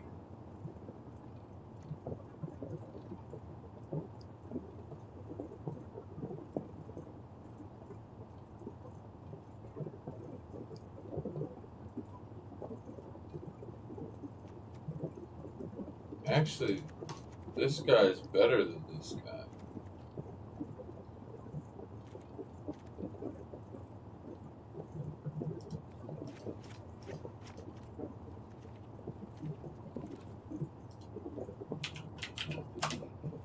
Where's that cat?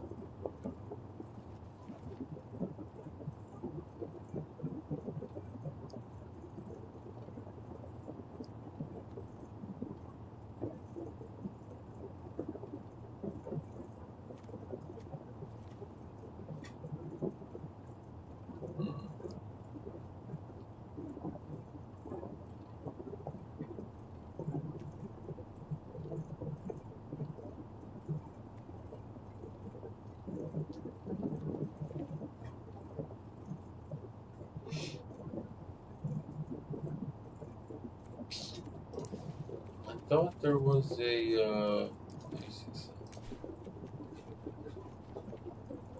Do I not have, I could have swore I had that stupid fucking cat. This one.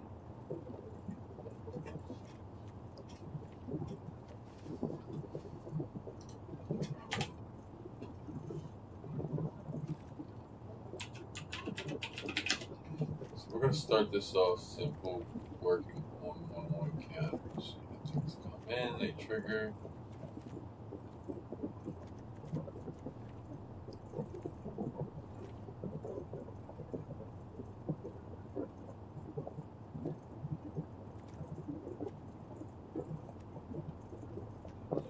Okay, so we're doing stuff with warriors.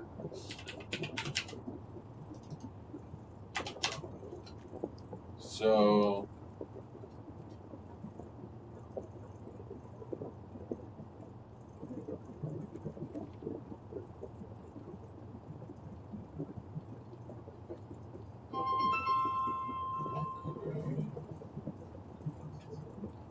hello?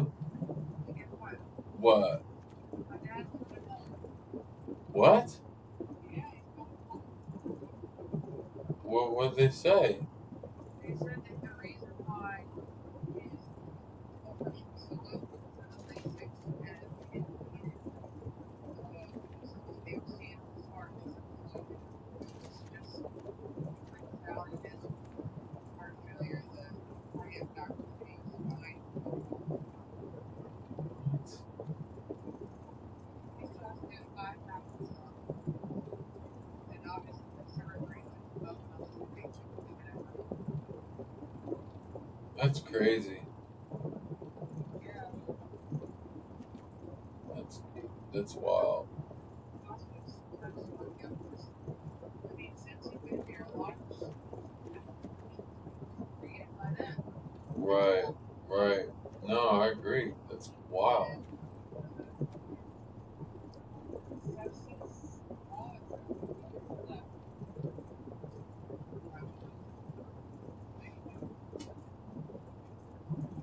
That's awesome. Super pumped. Happy for him. Alright, hey. What time is are we playing?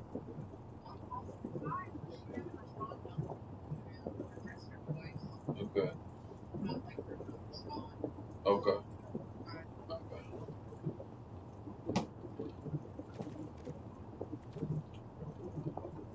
Cruelty doesn't work with that, right?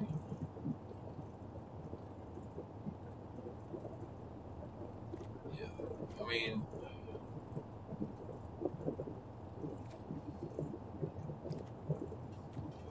could go really crazy with her. Just because when she comes in, she searches for shit.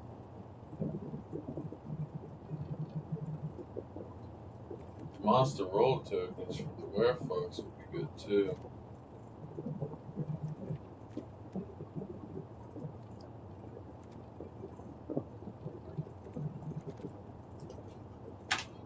Alright, if we got them, we got that, we got that. We got 6 more to come up with.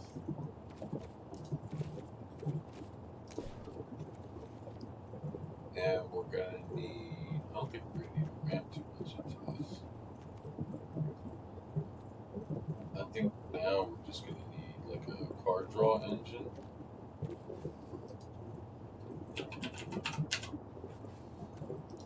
Let's see what we can get for rare mythics with card draw.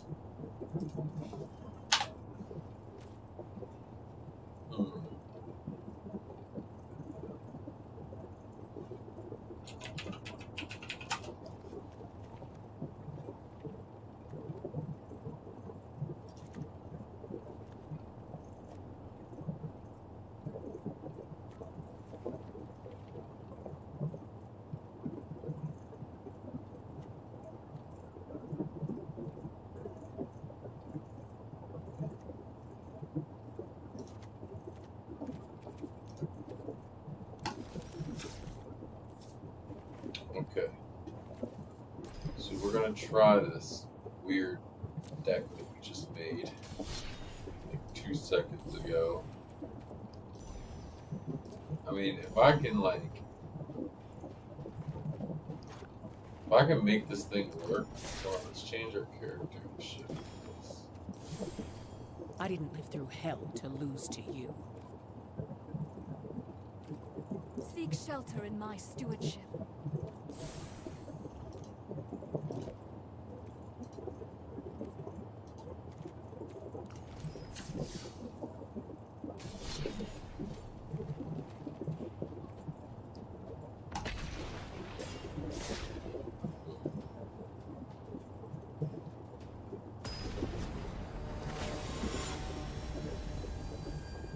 I forgot all about that merchant card.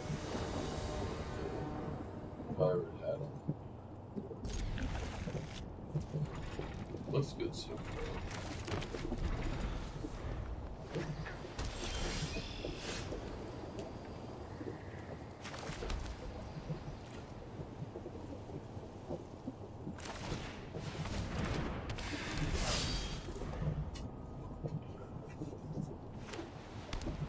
Yeah, this could slap.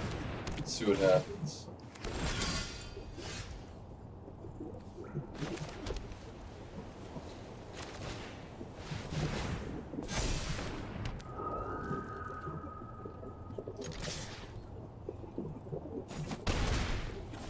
Okay.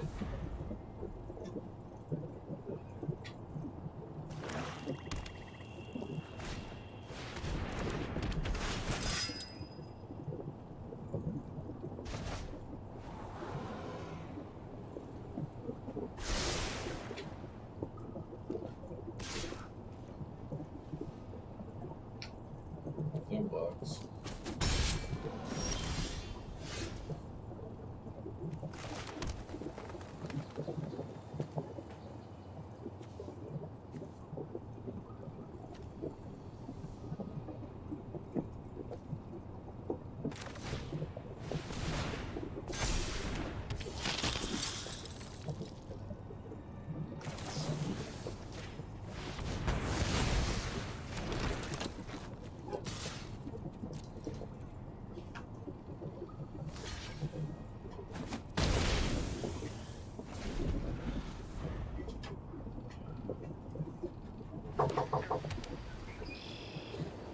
I'm streaming. What's up? Yeah. What's up? You want to make the gravy for hot roast? Yeah.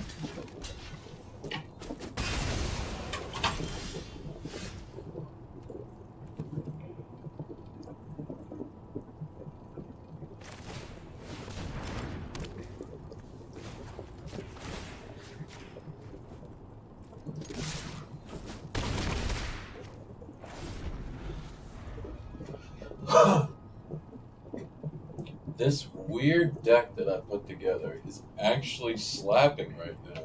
This is crazy. I mean, I don't know how it do with other shit, but looks like it's working pretty well right now.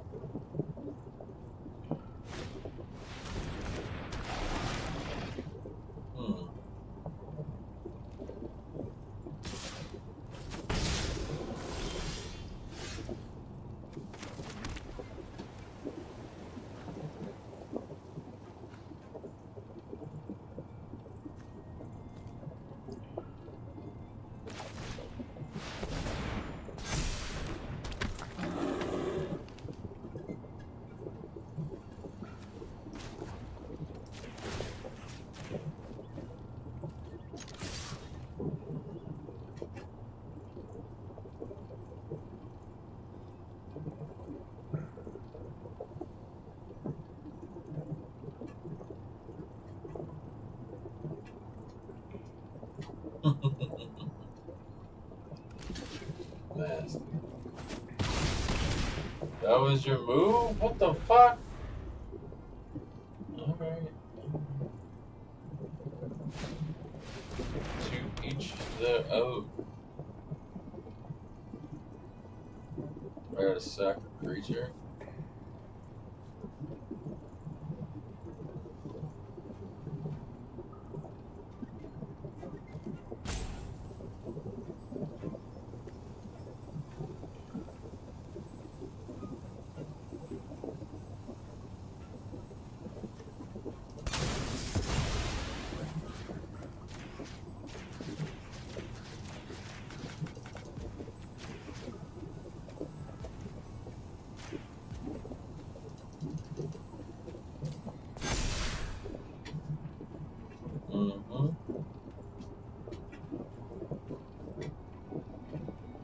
He's like, what the hell?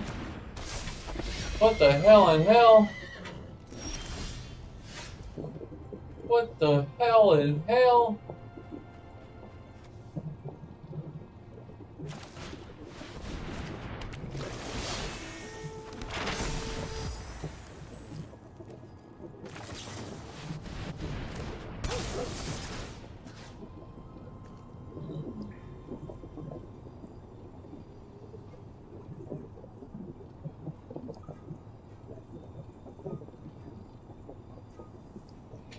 Gotta return a permanent to its owners.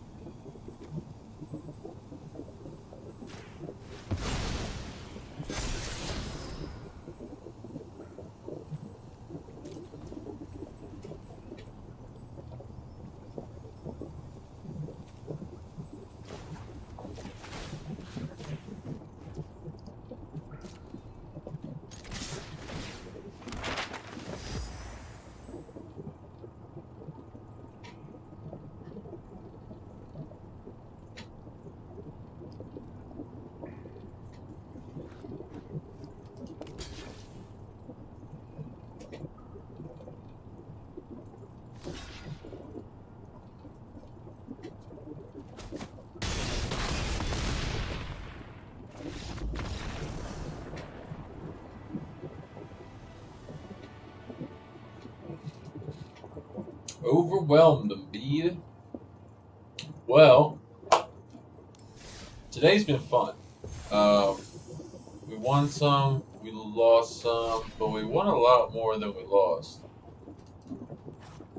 I think we're gonna rename this deck.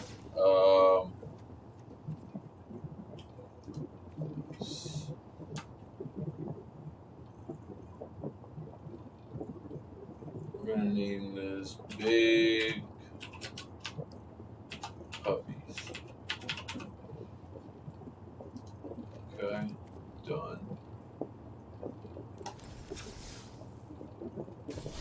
big puppies. And I feel like we should represent with the line. Together, we are unstoppable. Or Johnny action. I think we should go with, you know, little. No, we should keep this as fire. Yeah. I like it. It ran pretty good. This is good for like ETBs, like the Iron Paw guy. I feel like this deck needs more. All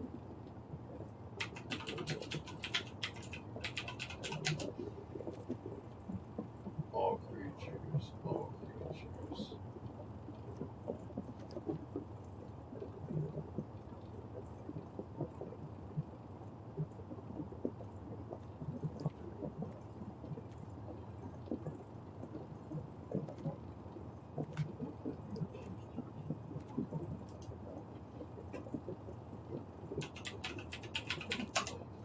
There's something that gives a counter to each creature.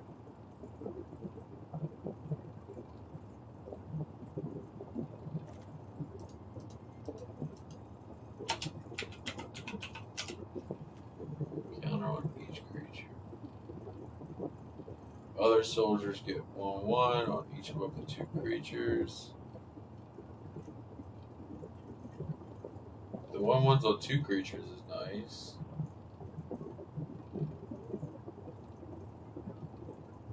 So the soldier. If a 1/1 counter was put on a permanent you control this turn, put a 1/1 counter on Felgrand's Trumpeter. Everything gets bigger.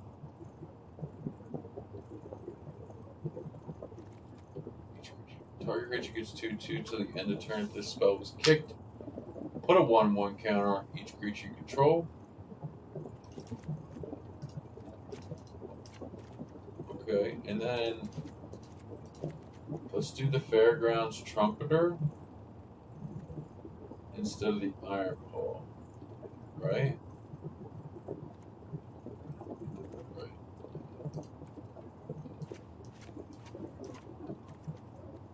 Yeah, that feels cool. That's a little vibey. All right, and then for the mana dorks.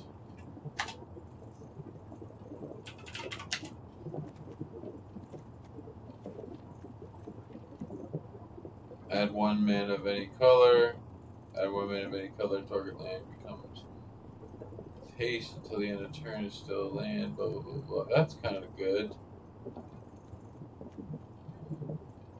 These are cool.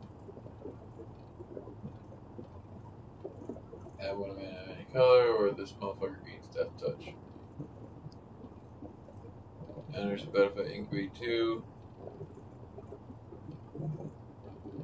Add 1 mana of any color.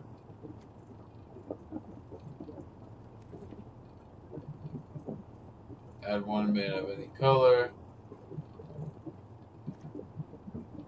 Hey! Let's do that instead of Hawking Raptor. And then I'm satisfied. I think this is a really cool deck. Called Big Puppies. Alright, and that's going to wrap it up. I might do another one later on, but yeah, man. If you like the video, it's a little bit of a long one, but yeah, if you like the video, go ahead and click the like button, subscribe so you can watch more videos, and check me out on Twitch, man. I'm always looking for a good conversation while I'm playing the game. So yeah, we're on that road to 100. So. You know, help a brother out.